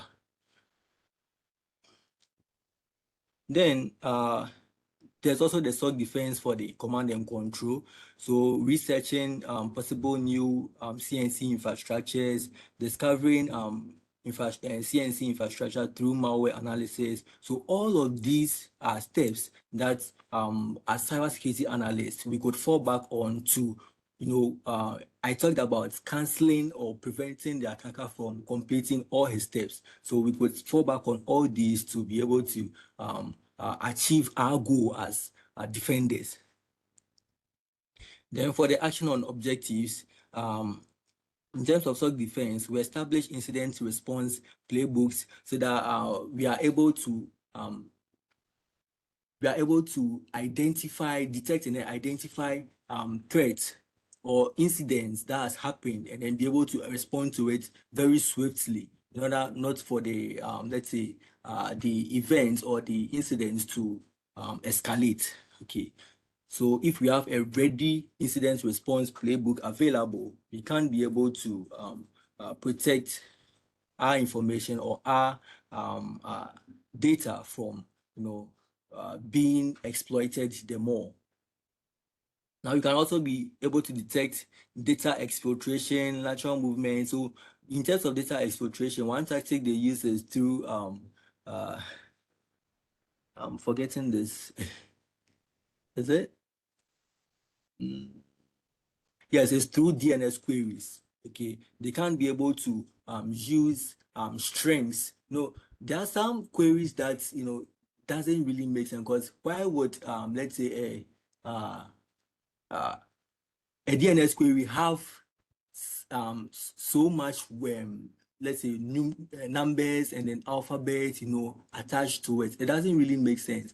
But attackers use this method to exfiltrate data most of the times if they identify confidential information, because they know that if they send out the full documents to the network, it would definitely be it will definitely alert the cybersecurity analyst or incident responders. They would rather go in for something that would not really raise concerns. And then DNS is a protocol that, without it, the organizations can't really resolve domain names to IP addresses. So they would be able to exfiltrate this data through DNS queries, malicious DNS queries, and then go on to decrypt them later and then assemble everything together when they are done. So let's move on to the next.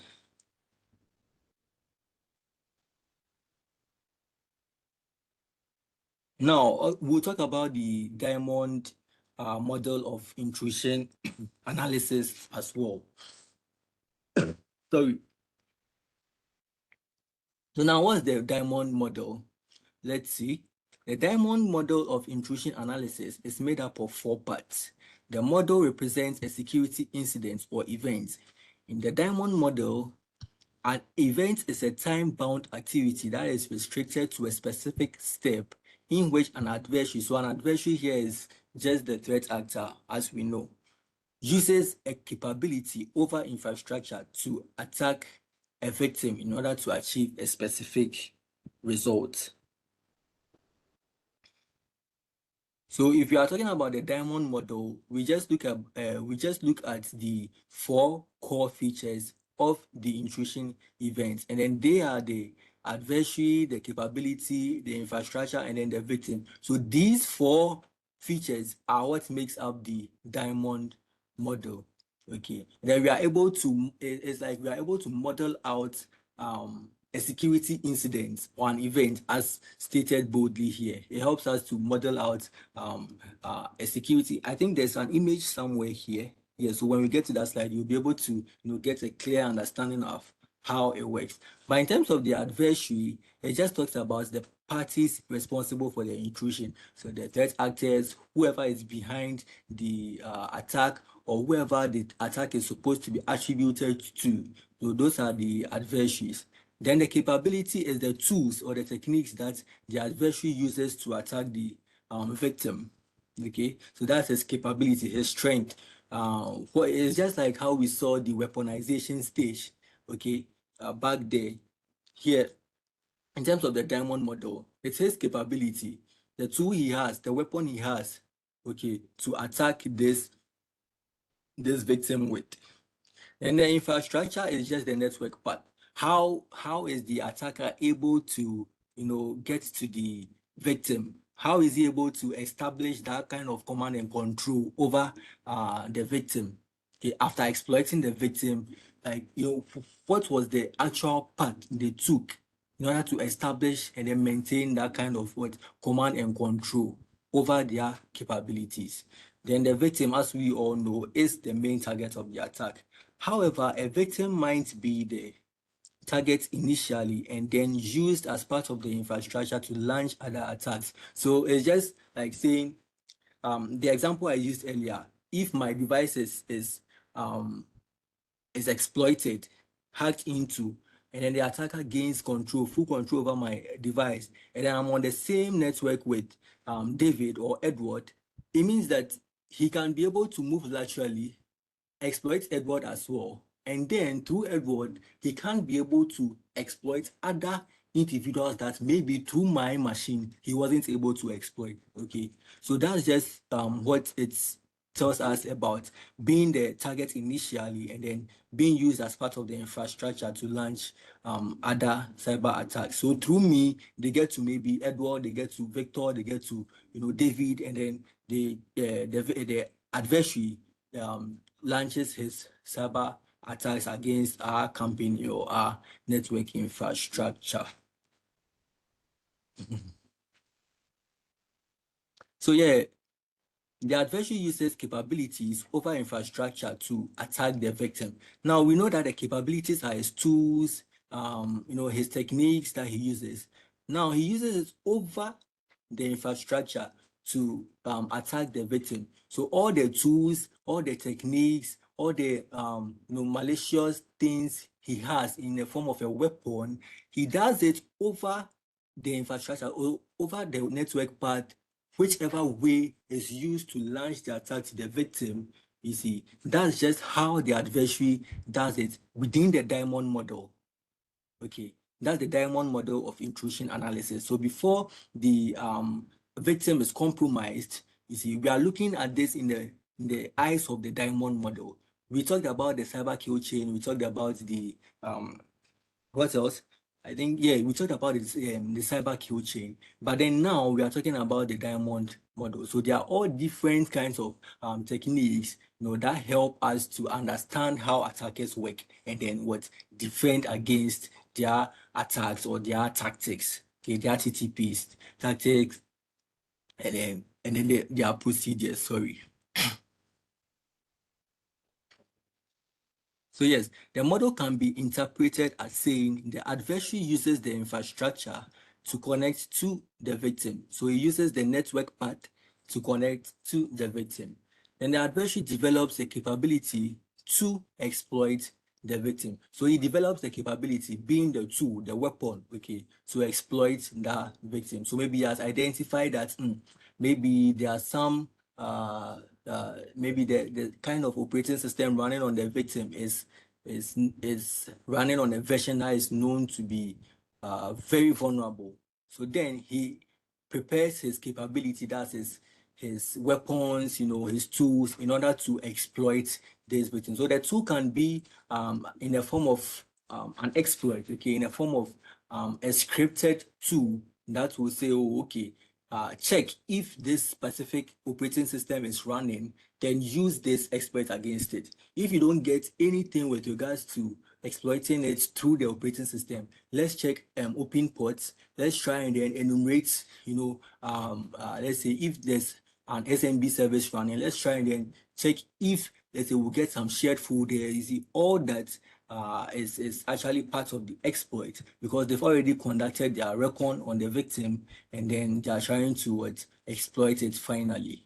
So for example, a capability like malware might be used over the email infrastructure by an adversary to exploit a victim. So talking about including malware into, let's say, a PDF file and then telling the victim to open it because what he dropped this email under some LinkedIn post saying that if you want there's an open penetration tester role available, so drop your email, and then he also dropped it, and then now he was included in a targeted phishing scheme. This is just a way by which the attacker can be able to exploit the victim.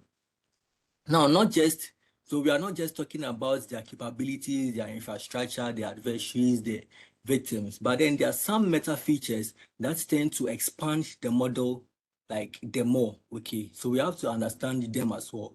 So this is just the timestamp, the face, and then the result, okay? Please hold on.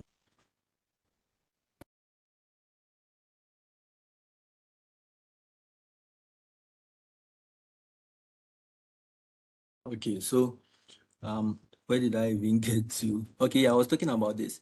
So we are going to talk about the timestamp, the phase, and then the results. So under the timestamp, it tells us or it indicates the start and then stop time of an event, and it is an integral part of grouping malicious activity. So the timestamp tends to matter to us very much, because if we have that particular time within which the network was exploited, or let's say malicious activity took place within the network, within the host device, within the let's say the total infrastructure, we can't be able to easily identify it through the logs and then be able to study it, try and then map out the total attack surface, because it's just the timestamp we are looking at. I told you at the start of the network forensic challenge I was working on. So it was just the same thing. Without timestamps, you are definitely lost within the logs. You can continuously search, you would identify logs with regards to several protocols, but without timestamps, you are doomed. Like seriously, you can't be able to attribute it, because how do you know if, let's say, my device was exploited before Victor's device? No, how do you know if if you are not getting that kind of timestamp, you can't be able to indicate when the attack started and then when it stopped.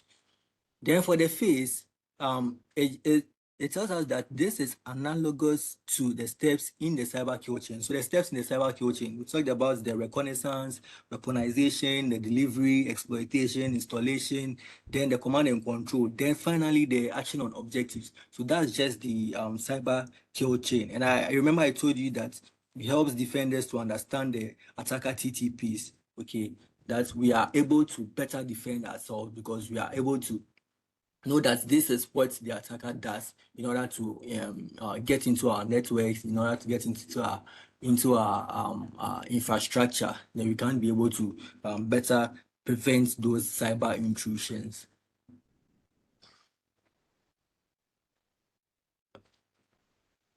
Yeah, so I've talked about the phase. Then the results. It delineates what the adversary gained from the event. So what did the threat actor gain? Did he gain did he gain confidential information? Like what information did he really gain from the attack he set out there? Results can be documented as one or more of the following: confidentiality compromised, integrity. So it just boils down to the CIA triad. Remember, at the start of cybersecurity, CIA triad, once I is omitted, leaving C and A, automatically we are breached. Once A is omitted, leaving C and I, automatically we are breached. We can't leave one out. They work together. They are three best friends: confidentiality, integrity, and then availability of information. So once it's compromised in any kind of way, the attacker gains what he really wants. Because once he gets his hands on confidential information, automatically confidentiality has been compromised. If he gets to change some documents within an organization, automatically integrity is compromised. If he tends to pull off a DDoS attack against maybe the company's infrastructure or internet-facing service, then we are our availability is also compromised.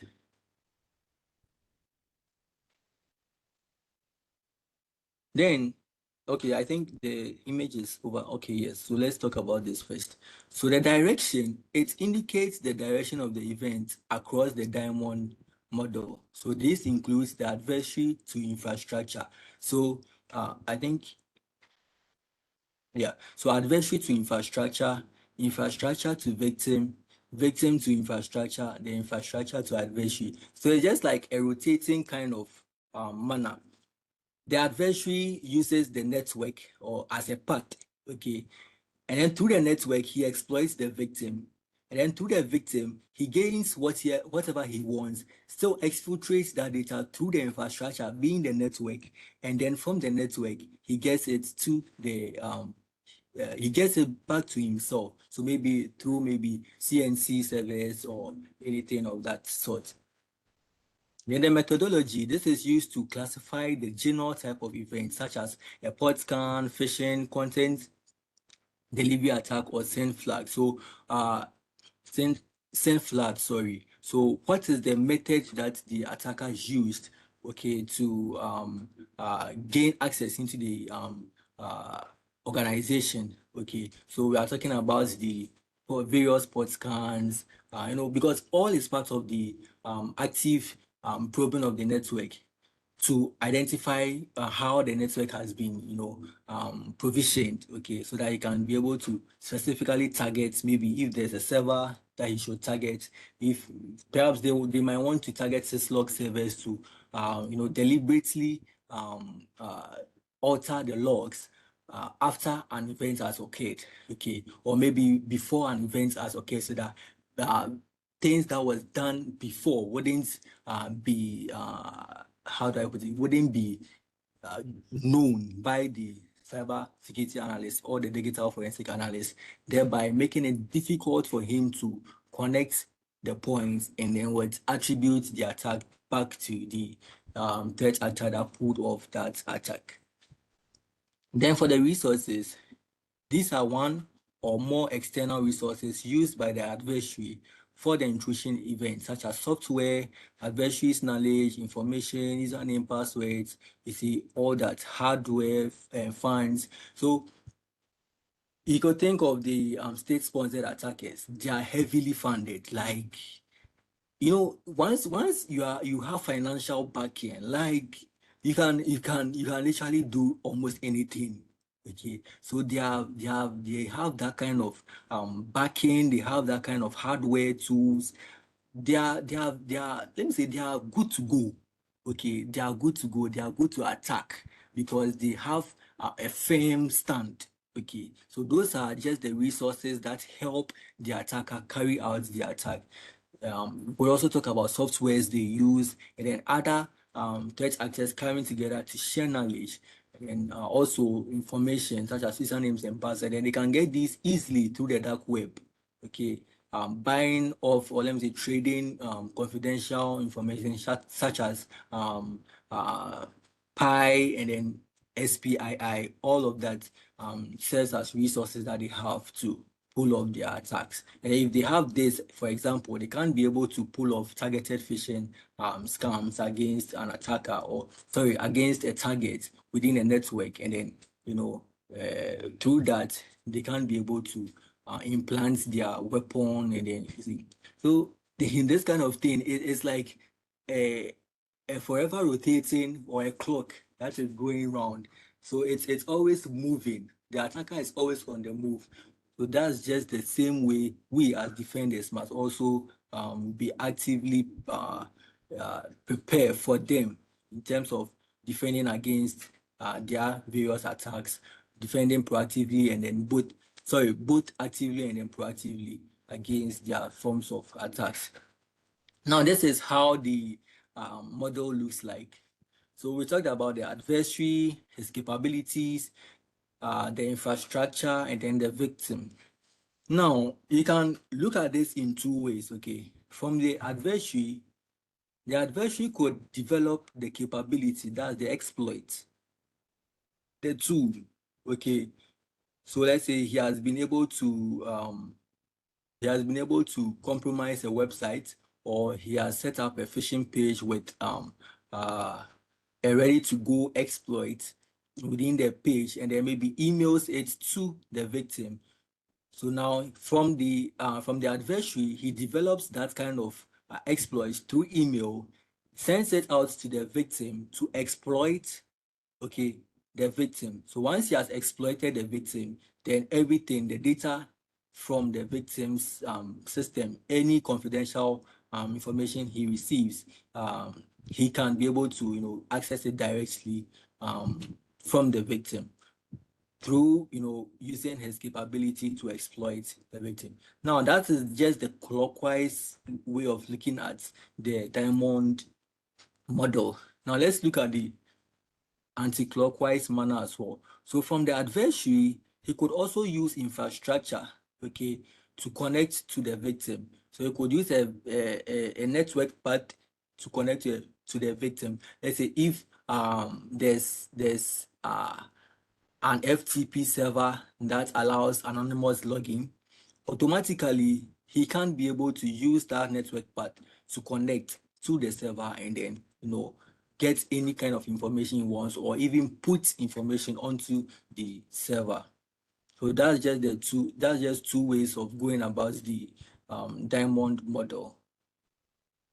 And then you could see the meta features as we explained earlier: the timestamp, the phase, the results, the direction, methodology, and then the resources. At this point, is there any question, please?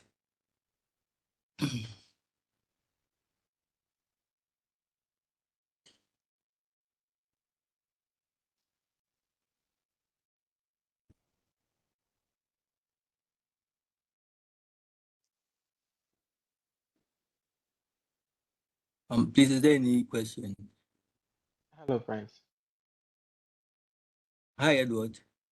Oh, good evening. I just wanted to ask a quick one. Is there a way where we can get access to the slides? Because we kind of understand some of this, but because we are moving at a very fast pace, it's very difficult for some of us to catch along.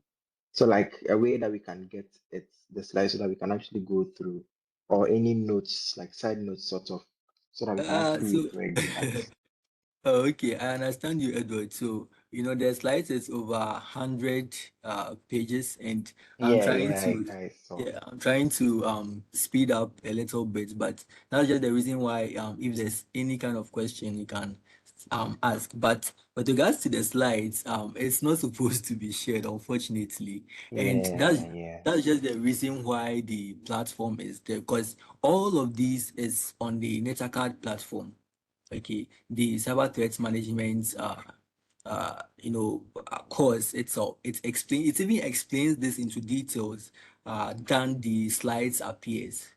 Okay, Okay. so Okay.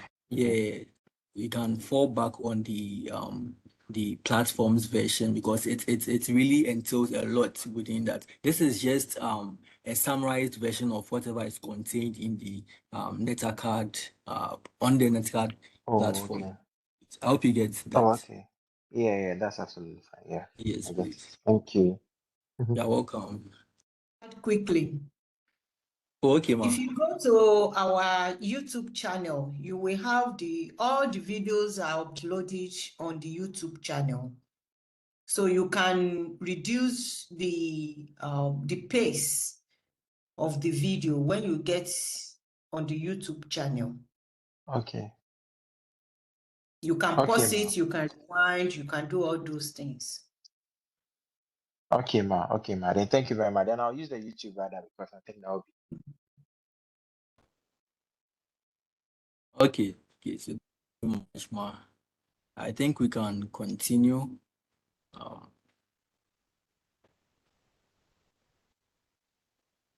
So now, pivoting across the diamond model. So the diamond model is what we basically talked about. And now we would like to see how pivoting across it is tend to be done. So as a cybersecurity analyst, we may be called on to use the diamond model of intrusion analysis to diagram a series of intrusion events. Now, the diamond model is ideal for illustrating how the adversary pivot from one event to the next. So as we saw, how he pivots. So from here, he develops the capability, the tool, and then pivot from there to the victim. From the victim, he gets whatever he wants, and then brings it back to himself. So for example, in the figure, an employee reports that his computer is acting abnormally. A host scan by the security technician indicates that the computer is infected with malware.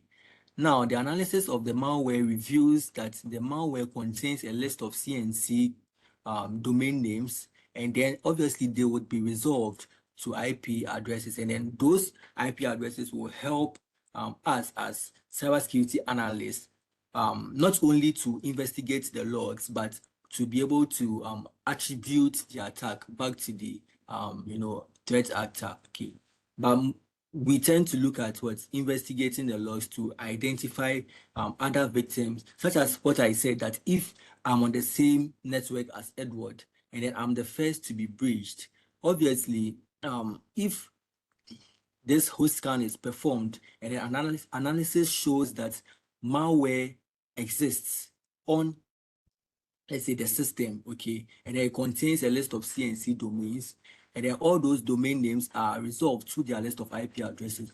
We can search through the logs, okay, with these IP addresses and then see the various endpoints within the organization that, interacted with that specific IP addresses, okay.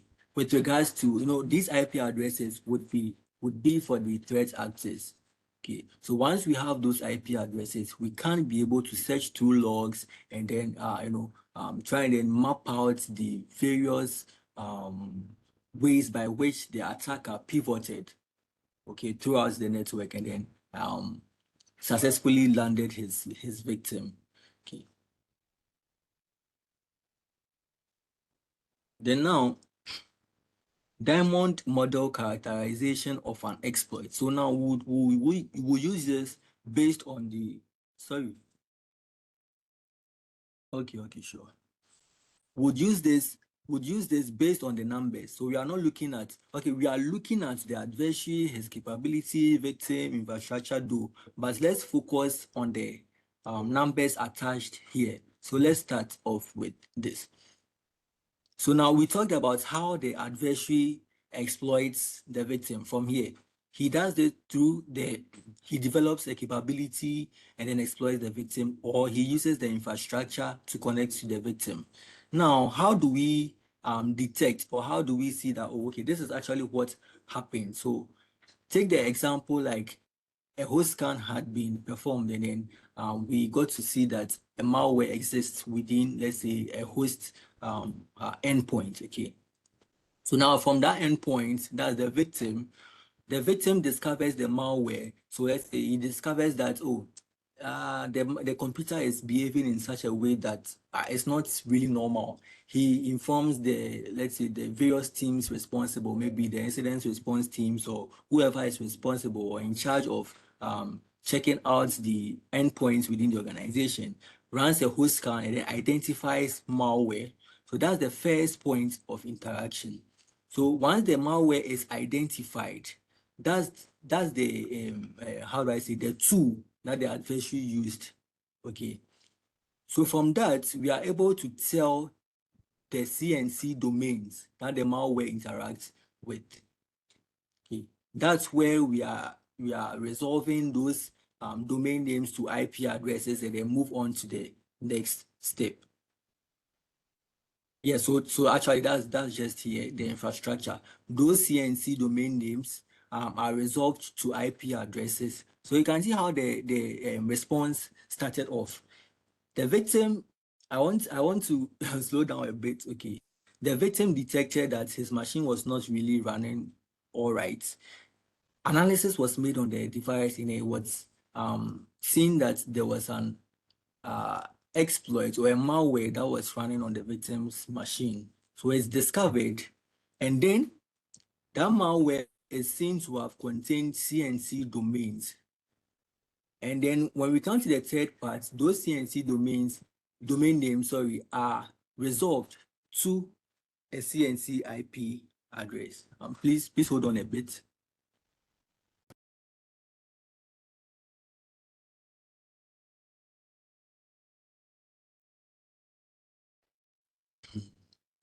Okay.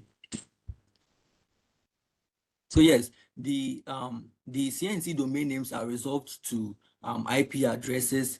Then now we check through the logs to review that, okay, aside the initial victim, aside me, who else was infected? Okay, so now we can use that IP addresses found here to check through the firewall logs and then review further victims that were contacting that specific CNC IP address. Okay, IP addresses are how we are able to locate other devices on the network. Okay, so once those domain names are resolved through the sorry, are resolved to the IP addresses, obviously we can use that IP addresses as a very first point of contact or an indicator of compromise, okay, to search through the firewall logs and then review further victims that were contacting that specific CNC IP address. So it comes, you see, it goes like this, and it comes back to the victim to check through with other victims that were associated with this specific malware. So once that is identified, the IP address is now, attributed back to the adversary, because through the IP address, forensic analysts are able to, find details of ownership of the IP address and then say that, oh, okay, this IP address originated from, let's say, England, it originated from India or wherever. So they can be able to attribute the attack back to the adversary. Sorry.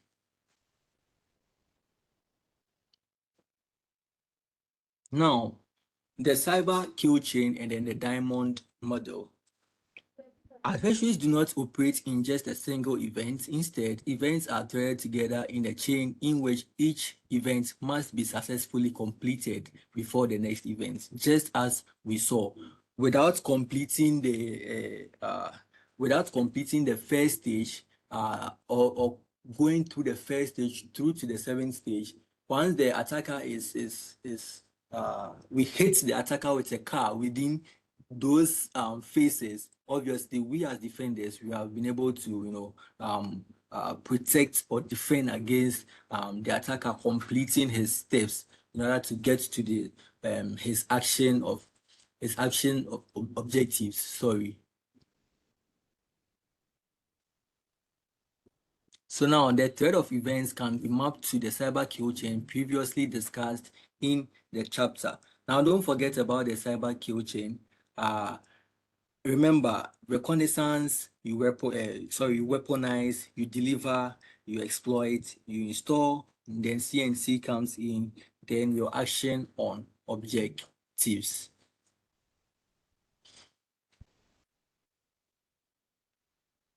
So following the example illustrates the end-to-end process of an adversary as they vertically traverse the cyber kill chain. Use a compromised host to horizontally pivot to another victim. So just as I said, the explanation I made that if we are both on the same network, the attacker can be able to pivot through to other victims and then begin another exploit or activity to exfiltrate data. I think these are just some examples. I don't know how to put it out, but threat intelligence is more of reading and then gaining understanding about what attackers do, their various TTPs, what they everything that they go through to pull off the attack, and then we as defenders are able to defend against this. I think within the third model, you'll see that it deals with various kinds of research. Okay, it deals with various kind of research into threat intelligence agencies, corporations out there. If we talk about them, we can talk about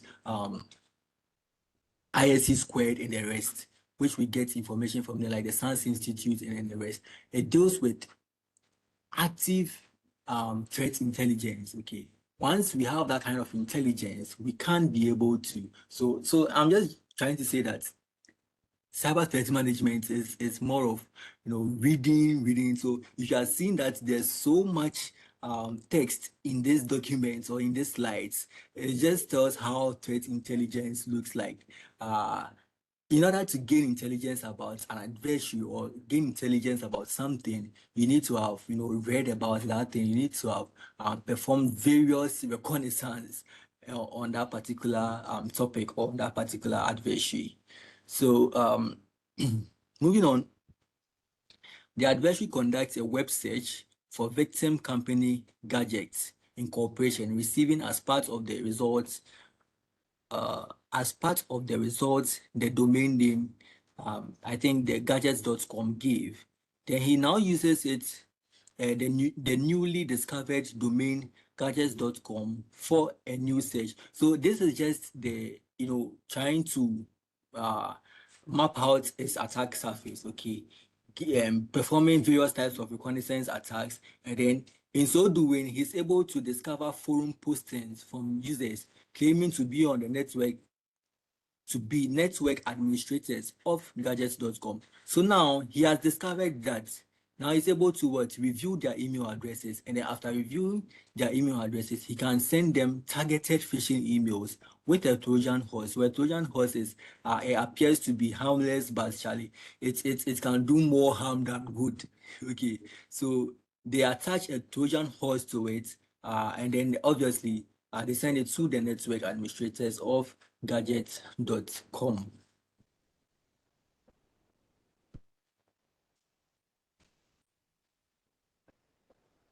Okay, I think it's still continuous here. So once they send that payload, so we are terming this as the payload. We are terming the phishing email with the Trojan horse attached to it as the payload. Once the one network administrator, sorry, that's NA1 of gadgets.com opens the malicious attachment, automatically it executes the enclosed exploit, allowing for further code execution. Okay, so you see how the attack is ongoing. He first started with reconnaissance. He just searched gadgets.com. He identified other domains. Now he got to see other network administrator profiles. He got their email addresses and then sent them targeted phishing emails. They opened it to execute the exploit, allowing for further code execution. Now, NA1's compromised host sends an HTTP post message to an IP address, registering it with a CNC controller. So you see how now they tend to connect it to their servers, their malicious servers, in order to remotely control the affected host with the let's say, okay, I think they implanted a Trojan horse, right? So that would be the main here. Now the NA1's compromised host receives an HTTP response in return. It is revealed from reverse engineering that the malware has additional IP addresses configured with it as a backup if the first controller does not respond. So you see, attacker, I think at the start of the conversation, one person asked a question that in terms of attackers, let's say if you are trying to attribute attacks to them, and they try to cover their let's say they do very well in covering their tracks, whereby you could even get to their point of location, or you could locate them totally physically, get their devices, but you would not find anything on them because they are they are really one step ahead. So they here we see that they back up they have other IP addresses configured within that same payload, so that if, let's say, the first controller doesn't work, they use another one in order to pull off their attack. So they come prepared. Okay, it just tells us that they come prepared. So through a CNC HTTP response message sent to NA1's host, the malware then begins to act as a web proxy for new TCP connection. So a web proxy here, sometimes the attacker, for the attacker to command the, let's say, execution of the malware, or let's say remotely telling the malware to, okay, this is what I want you to do for me. This is the data I want you to exfiltrate. This is what I'm telling you to do for me. They have to use a web proxy to initiate that request, so that anything that is any information that is shared, it's like the web proxy does the relaying of that information. So from the compromised host to the attacker. So it's like a middleman within the network, okay, accepting new TCP connections. And TCP is a stateful protocol. So now, through information from the proxy that is running on NA1's host, the adversary does a web search for most important research ever. So this is the exact search he makes, and then he finds victim 2. So with this, we can tell that he's moving laterally within the network. He has been able to compromise NA1, and now through NA1, he is trying to find victim 2 by researching most important research ever. Okay. Now he then checks anyone's email contacts list for any contacts from interesting research incorporation, and then discovers the contact of the interesting research incorporation chief research officer. So this one tells us that he can elevate his privileges easily. This time he's not let's say moving horizontally. He's going vertically up. He's going to, because once he reaches the chief research officer, obviously he might have other I don't even know what word to use for this. He might have more access, to various points or interactions within the company or within the network than maybe a normal user might have, okay, or maybe the normal network administrator, okay. So it's like fishing for the big fish.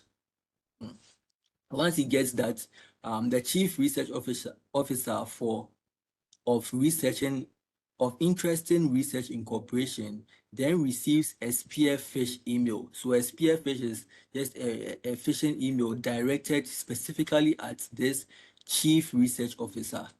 Okay, so it comes very personally, okay, because it has been directed for him, or it has been set up for him.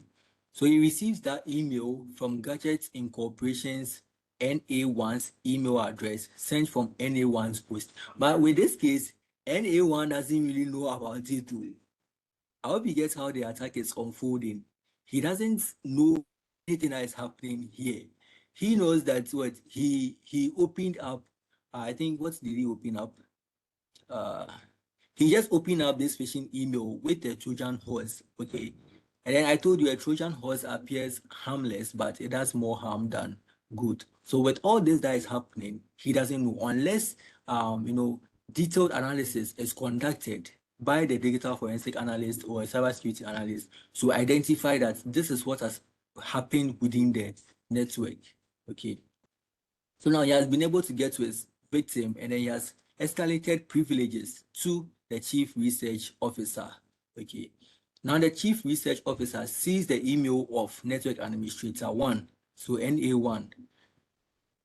And then now he sends that same email address from NA1's host with the same payload as observed in event 3. Now, the adversary has now compromised 2 victims, from which additional attacks can be then launched. So you see, they tend to dream big. Let's put it that way. They don't limit themselves at all. Once they breach a system, they tend to find other ways by which they can be able to, elevate their privileges so that they can be able to get as confidential as possible evidences, or sorry, documents, files, to exfiltrate from the network or to exfiltrate from the target host. So I think I can make this a bit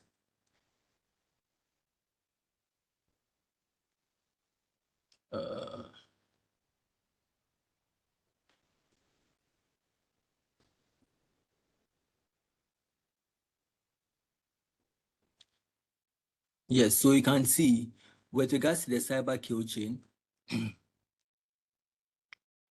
have the first adversary, sorry, you have the adversary here. No, it has to be the victim. I think it has to be beneath it. I'm coming.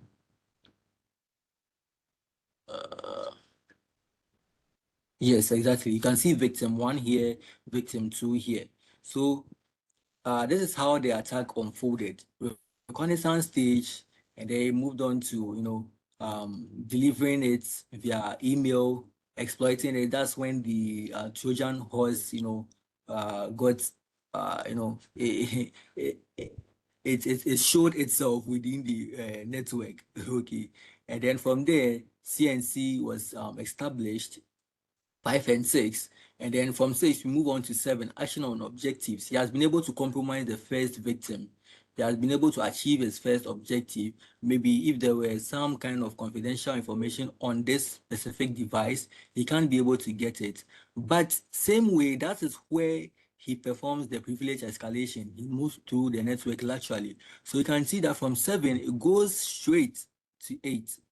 And then with 8, he conducts what? Reconnaissance. He checks what, like from this system, what is available. He learns about the system. He learns about what is within his reach with this system. It could be that with the first system, he can't be able to access some, let's say, email contacts that he can't be able to access with the victim too. Okay, so with the same exploits, he has been able to get hands, he has been able to get hold of 2 victims. Okay, so now from 8, we come back to 9. He performs action on objectives. So now he checks through 8 to see what he can be able to do. That's when he sends the chief, is it? Let me be right. Let me try and then. Yes, the chief research officer. So that's when he gets that particular email and then sends that email to him and then all that. He also achieves his action on objectives. So once everything falls in place, you see there are 7 steps: 1, 2, 3, 4, 5, 6, 7. Once everything falls in place, then the attacker has already achieved his goal. Okay. So the final step is what? To deliver a payload to the second victim, and then the attack continues and then continues and then continues. Please, is there any question at this point in time?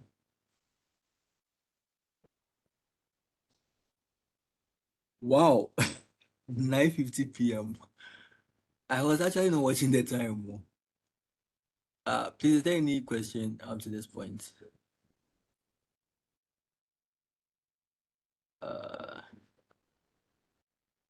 Okay.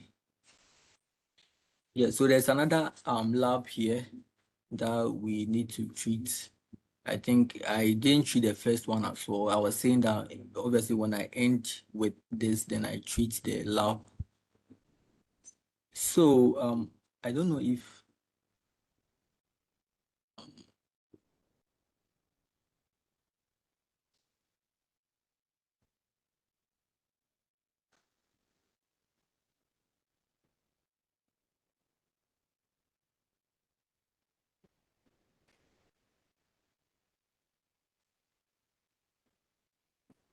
hello, ma'am Olabimpe.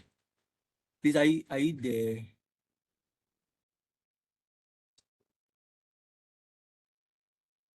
I think I wanted some clarification if I should continue with this or I should treat the lab. Looking at the time. But guys, are you there? Please indicate with a thumbs up if you are there. I can't see.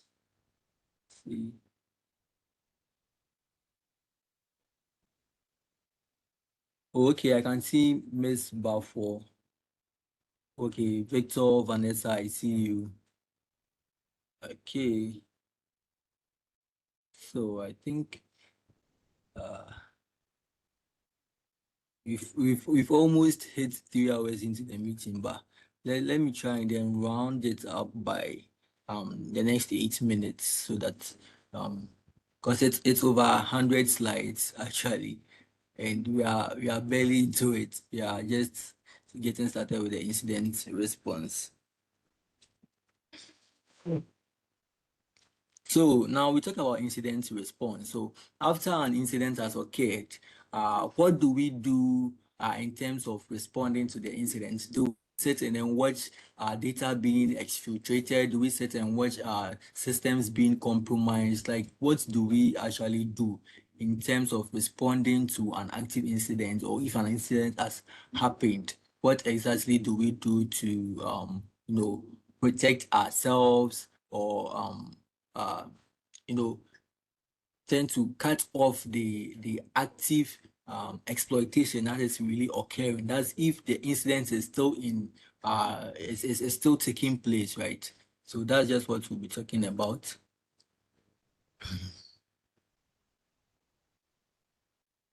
So yes, talking about incident response, we can't take NIST out of it. So the National Institute of Standards and Technology recommends for incident response are detailed in their special publication. So I talked about this earlier on. Let me change my screen.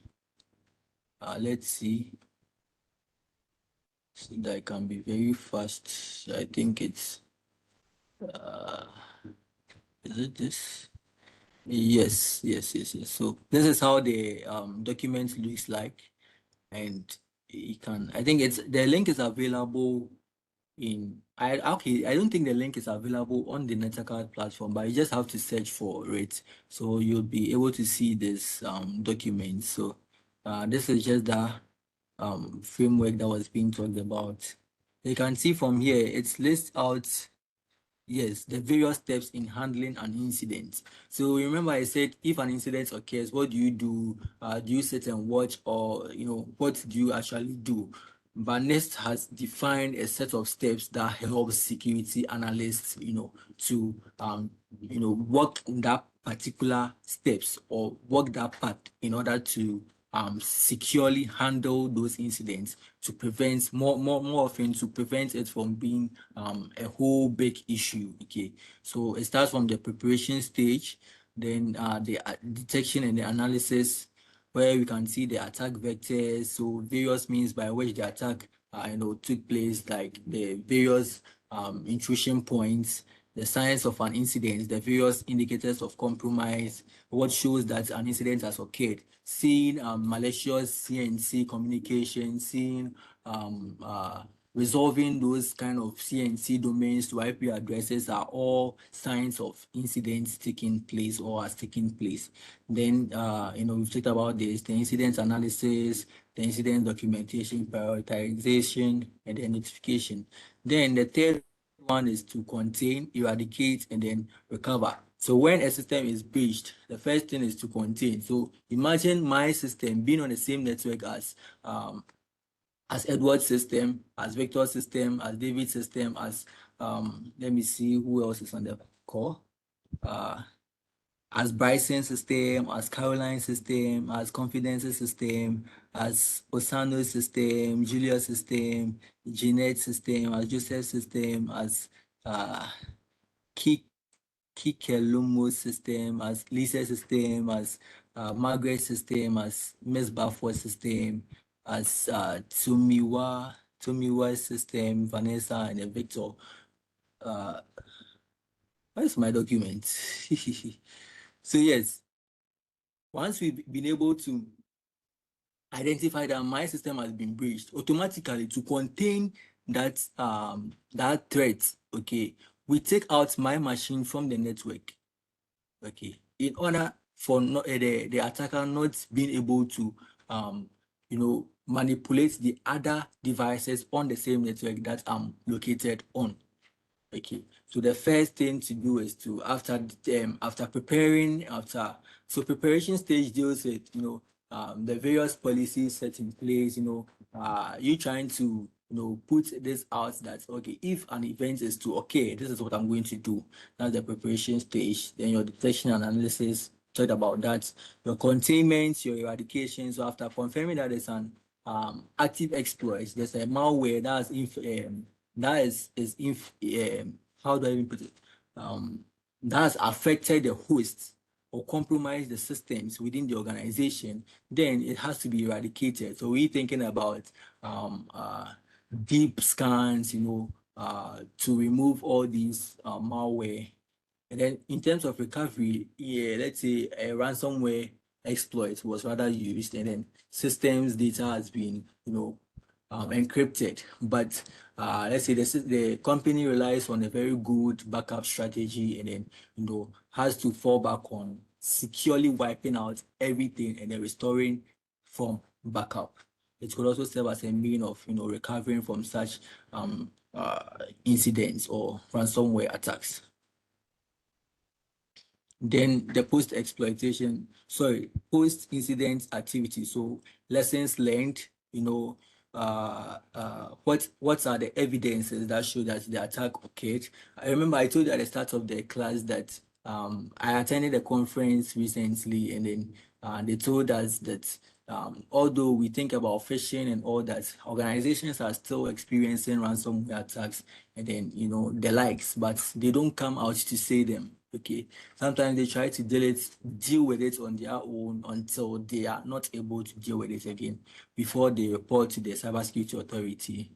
So I'm talking with regards to Ghana, right? So yes, that's just what happens. And then I remember clearly that a certain scenario happened whereby the I think the incident responder in charge, when the exploit took place or when the ransomware attack took place, what he did was to just shut down the systems and then perform a clean wipe of everything and then restore from backup, because they have up-to-date backups of everything that they've done.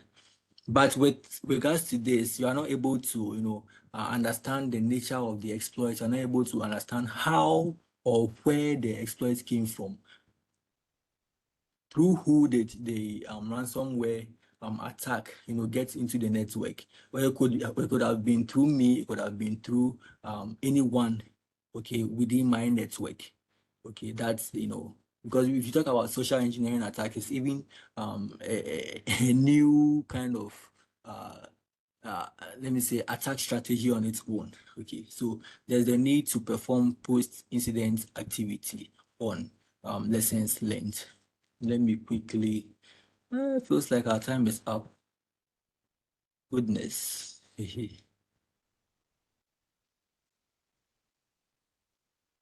So yeah, so that's just about the next framework. That's what I explained. So it tells us that IR involves the methods, policies, and then procedures that are used by an organization to respond to a cyber attack. So if a cyber attack has occurred, how you are able to see to it that you are not really affected the more, but you are able to cut it off at some point in time, and then perform some post-incident strategies on lessons learned, and then recovering from that particular kind of attack. So yes, so there's just the same thing I took you through. It's just the NIST framework that provides us with those guidelines for handling of incidents. So if you talk about handling of incidents, it's just to explain it in a very simple manner, like detecting against and then responding to incidents. Okay, so once you detect the incident and then you respond to it, you are simply handling that kind of incident. Okay. Then the first step for an organization is to establish a computer security incident response team. The capability. So this helps it helps an organization to create the policies, the plans, and then the procedures for establishing a good incident response plan, okay, within the organization. So the NIST framework recommends this, the computer security incident response capability, okay, to be adopted by organizations for good incident response strategies to use in terms of policies, plans, and then procedures. Wow. Now, in terms of policy elements, in an incident response policy, it tells us how an incident is to be handled based on the organization's mission. So these are the three keywords: mission, size, and then function. So let's just even end it here. And then, it tells us about this statement of management commitment. So everything with regards to management, okay, the purpose and objectives of the policy. What is the purpose of the policy? You could write out an incident response policy, okay, to say that we are writing this incident response policy, okay, to help us better detect and then respond to an incident when it occurs within the organization. Then the scope of the policy is called, the scope is just about who or what the policy applies to. So in terms of incident response, it could apply to, let's say networked infrastructure within the company, various hosts, endpoints. Okay, those are just the scope. It could also apply to everyone within the organization. Okay, because everyone is involved. If someone with an endpoint within the organization identifies that his network is misbehaving, it directly applies to him as well. Then we also talk about the definition of the incident, because obviously you in an IT department, you might know more than someone in, let's say, the human resource department in terms of IT related jargon. So you are supposed to, define, some terms to the very minimum standard for other people who are not really into the IT field to be able to understand what the policy says and then be able to act on it. Then also the organizational structure and then definition of roles, responsibilities, and then levels of authority. So we define roles and their responsibilities. So with the incident response team, their role is to what? Detect and then respond to cyber incidents, and then all the employees too are supposed to what, if they identify that there's an error, there's something that's happening network that is not supposed to happen on their host and all that, they are supposed to what, report it to the incident response team. So those are just the rules and then the responsibilities. Then prioritization of severity ratings of incidents. How severe is the incident? We tend to focus more on the severe ones, then come down to the less severe ones in order to protect ourselves the max. Then we now perform measures and then reporting and contact forms. Now, plan elements just deals with the mission of the organization. What is the organization's mission? What are they interested about? What do they seem to achieve? Okay, then their strategies and goals, and then the senior management approval of the policy and organizational approach to incident response. So this is just what the plan elements talk about. Okay, a good incident response plan helps to minimize damage caused by an incident. Okay, so the plan elements are what's listed below here. So everything within, from the mission of the organization to how the program fits into an overall organization. So an incident response plan for a banking sector might be different from the incident response plan for, let's say, a health sector, because based on their mission, their individual missions, and their strategies and their goals, they tend to focus differently, and therefore they will have different incident response plans. Then procedure elements as well. So procedure elements they tend to focus on the technical processes, using techniques, filling out forms, following checklists. So procedure is just like you telling someone that this is what you're supposed to do if this happens. So if you observe that your system is acting abnormally, call this. Or let's bring it to the very minimum point. If, let's say, you found foul activity happening, let's say in town, you call 911.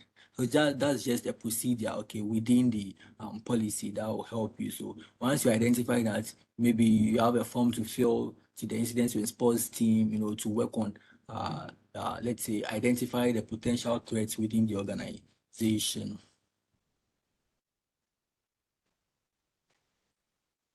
Let's move on.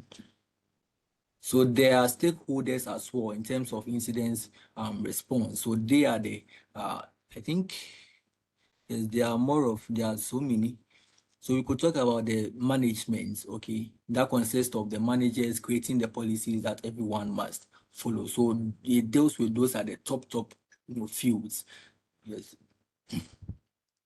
So their expertise and their abilities help the CSIRT. So that's just the incident response team, okay, to manage the incident quickly and then correctly. At some point in time, the incident response team tends to, advise the management on various proceedings to be done. There was one such scenario whereby I think the organization wasn't, they weren't login, failed login attempts.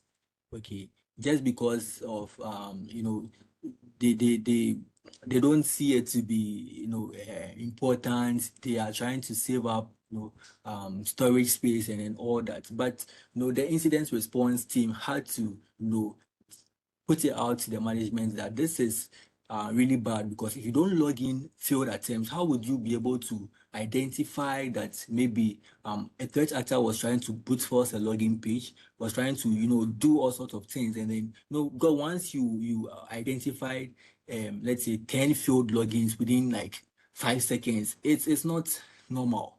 Okay, definitely it should raise an alarm that brute force attack is taking place. So once you don't log all that, it's like you're just how do I put it? You are not using a good incident response strategy. So in that case, the incident response team had to put it out to the management to explain the need to get to log all these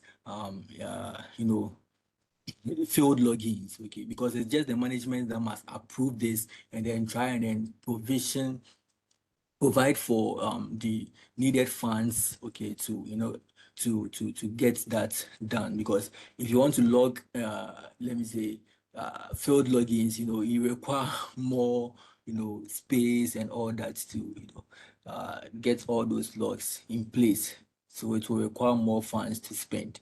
But if you tend to swerve those funds spending, and then that's where you'd see that there are some policies, or there are some regulations that you might fall prey to, okay, because we are being advised that even as a company, you should be able to retain logs for, I think, is it a year, 12 months or so.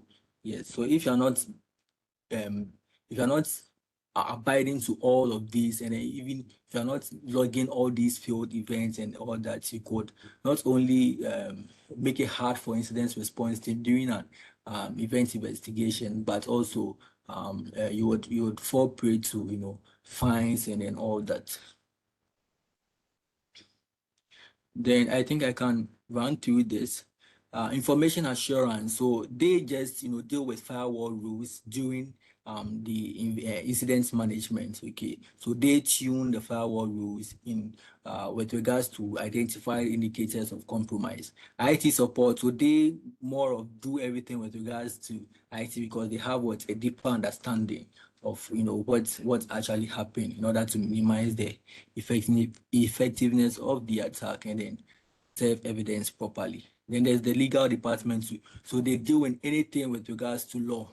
So they try to make sure that the legal department reviews the incident response policies that has been put in place, the plans, the procedures, everything, that it doesn't violate any kind of local or federal guidelines as well.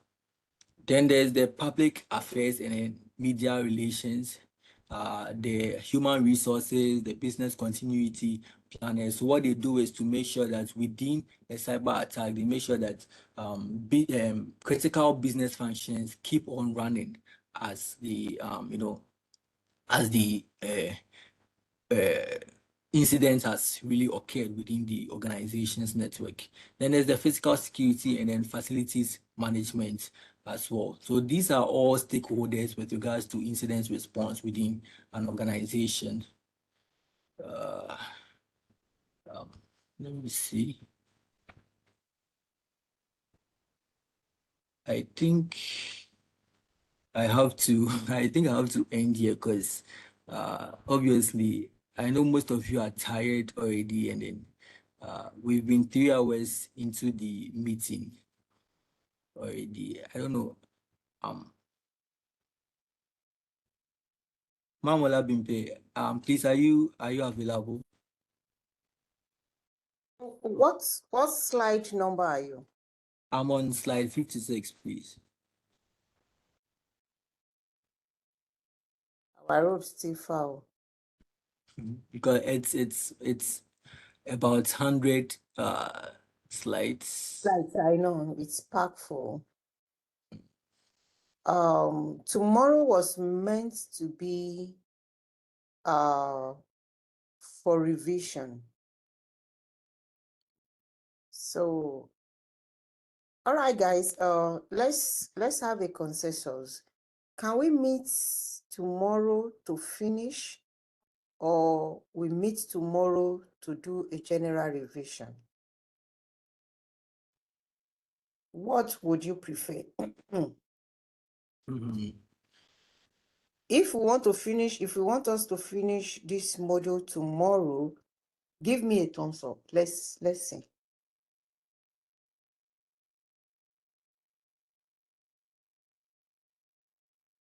One, two, three. 3 people.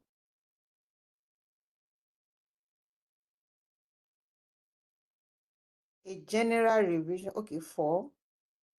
All right, let's hold on. Any other person? You want us to finish this module tomorrow? Your exam is Friday. So whether you like it or not, is either we finish it tomorrow or you finish it on your own. For this module, those are the 2 options we have.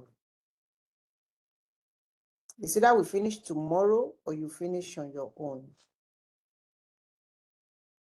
Okay, do you want to finish it on your own while we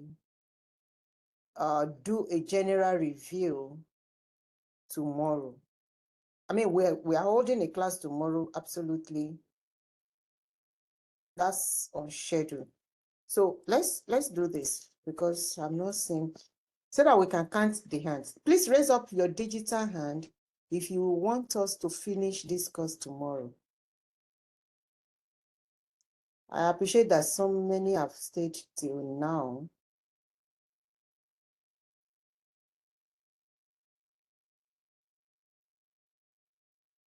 Okay, to finish tomorrow. Finish the module tomorrow. So that shows you do the revision on your own. And for revision, you have the videos, so you can watch the videos. So, okay. So who wants us to, thank you. Please drop your hands. I think I saw 4 hands earlier. So do you want us to do revision tomorrow while you conclude this module on your own? You conclude the module on your own. We do a general revision. Any hand? I'm not seeing a hand. Victor, your microphone is unmuted. You want to say something?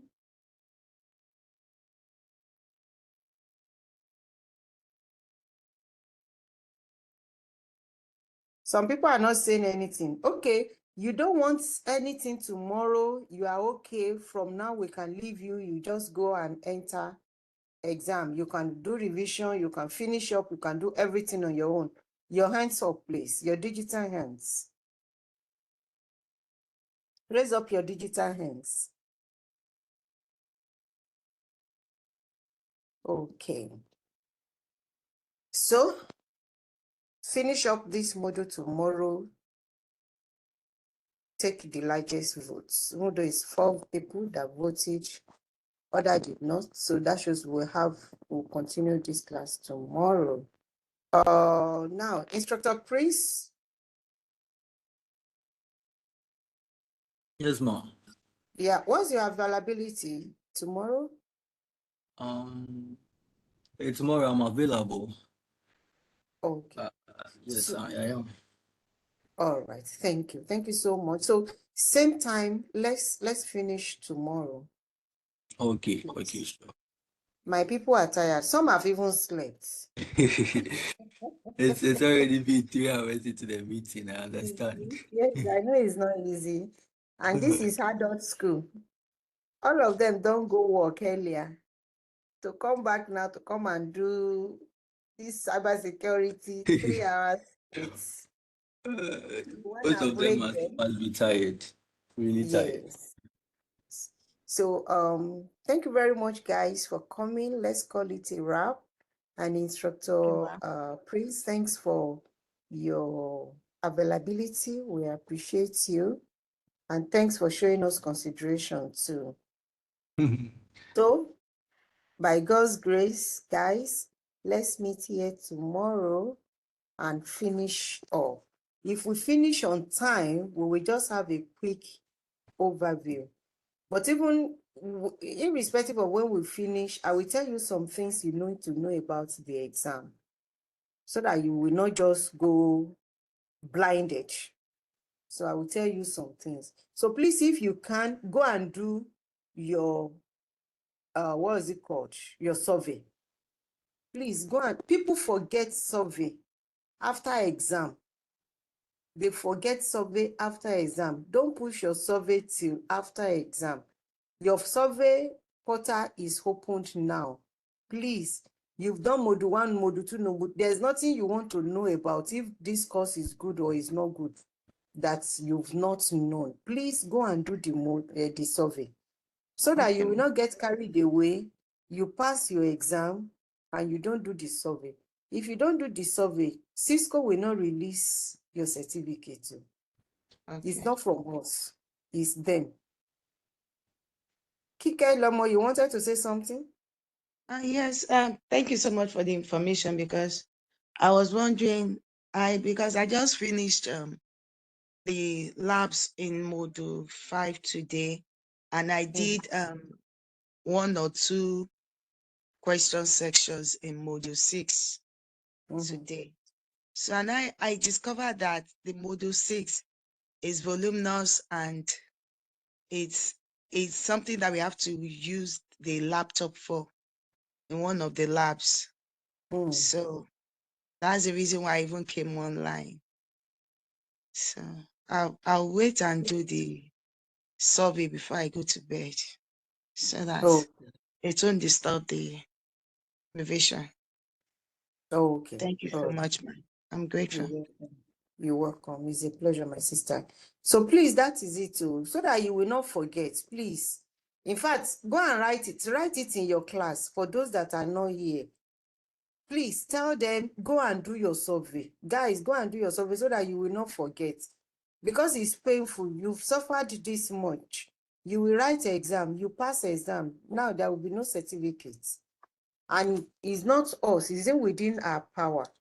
When it gets to that level, it's beyond us. And that's why we keep hammering it.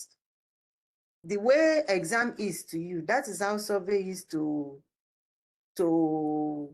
NetAcad. So it's 50-50. If you finish writing your exam, you will say that place will give you 50%. I don't know what juju they are using the survey to do, but whether they use it to do something or they don't use it to do something, you don't have a choice. They are our landlord, so we must comply with them. So that's how they want it run. And it's not only for this course, all their courses, even if you buy it, you pay for it, the paid courses is the same. If you write the exam, you don't do the survey, and the course expires, you will lose your certificate. So please, let's do it. Well done. Thank you so much, everybody. We really appreciate your presence. I don't know if I still have my madam. Oh, my madam don't go. It's okay. So, Instructor Prince, you are the host now, so you can please end the call. Good night, everybody. You can unmute your mic, show your appreciation, and say good night. Thank you. Thank you, Ma. Thank you, Mr. Prince. Good night, Ma. Good night, sir. Thank Good you. night, everyone. Thank you, Ma. Good night. Thank you, everybody.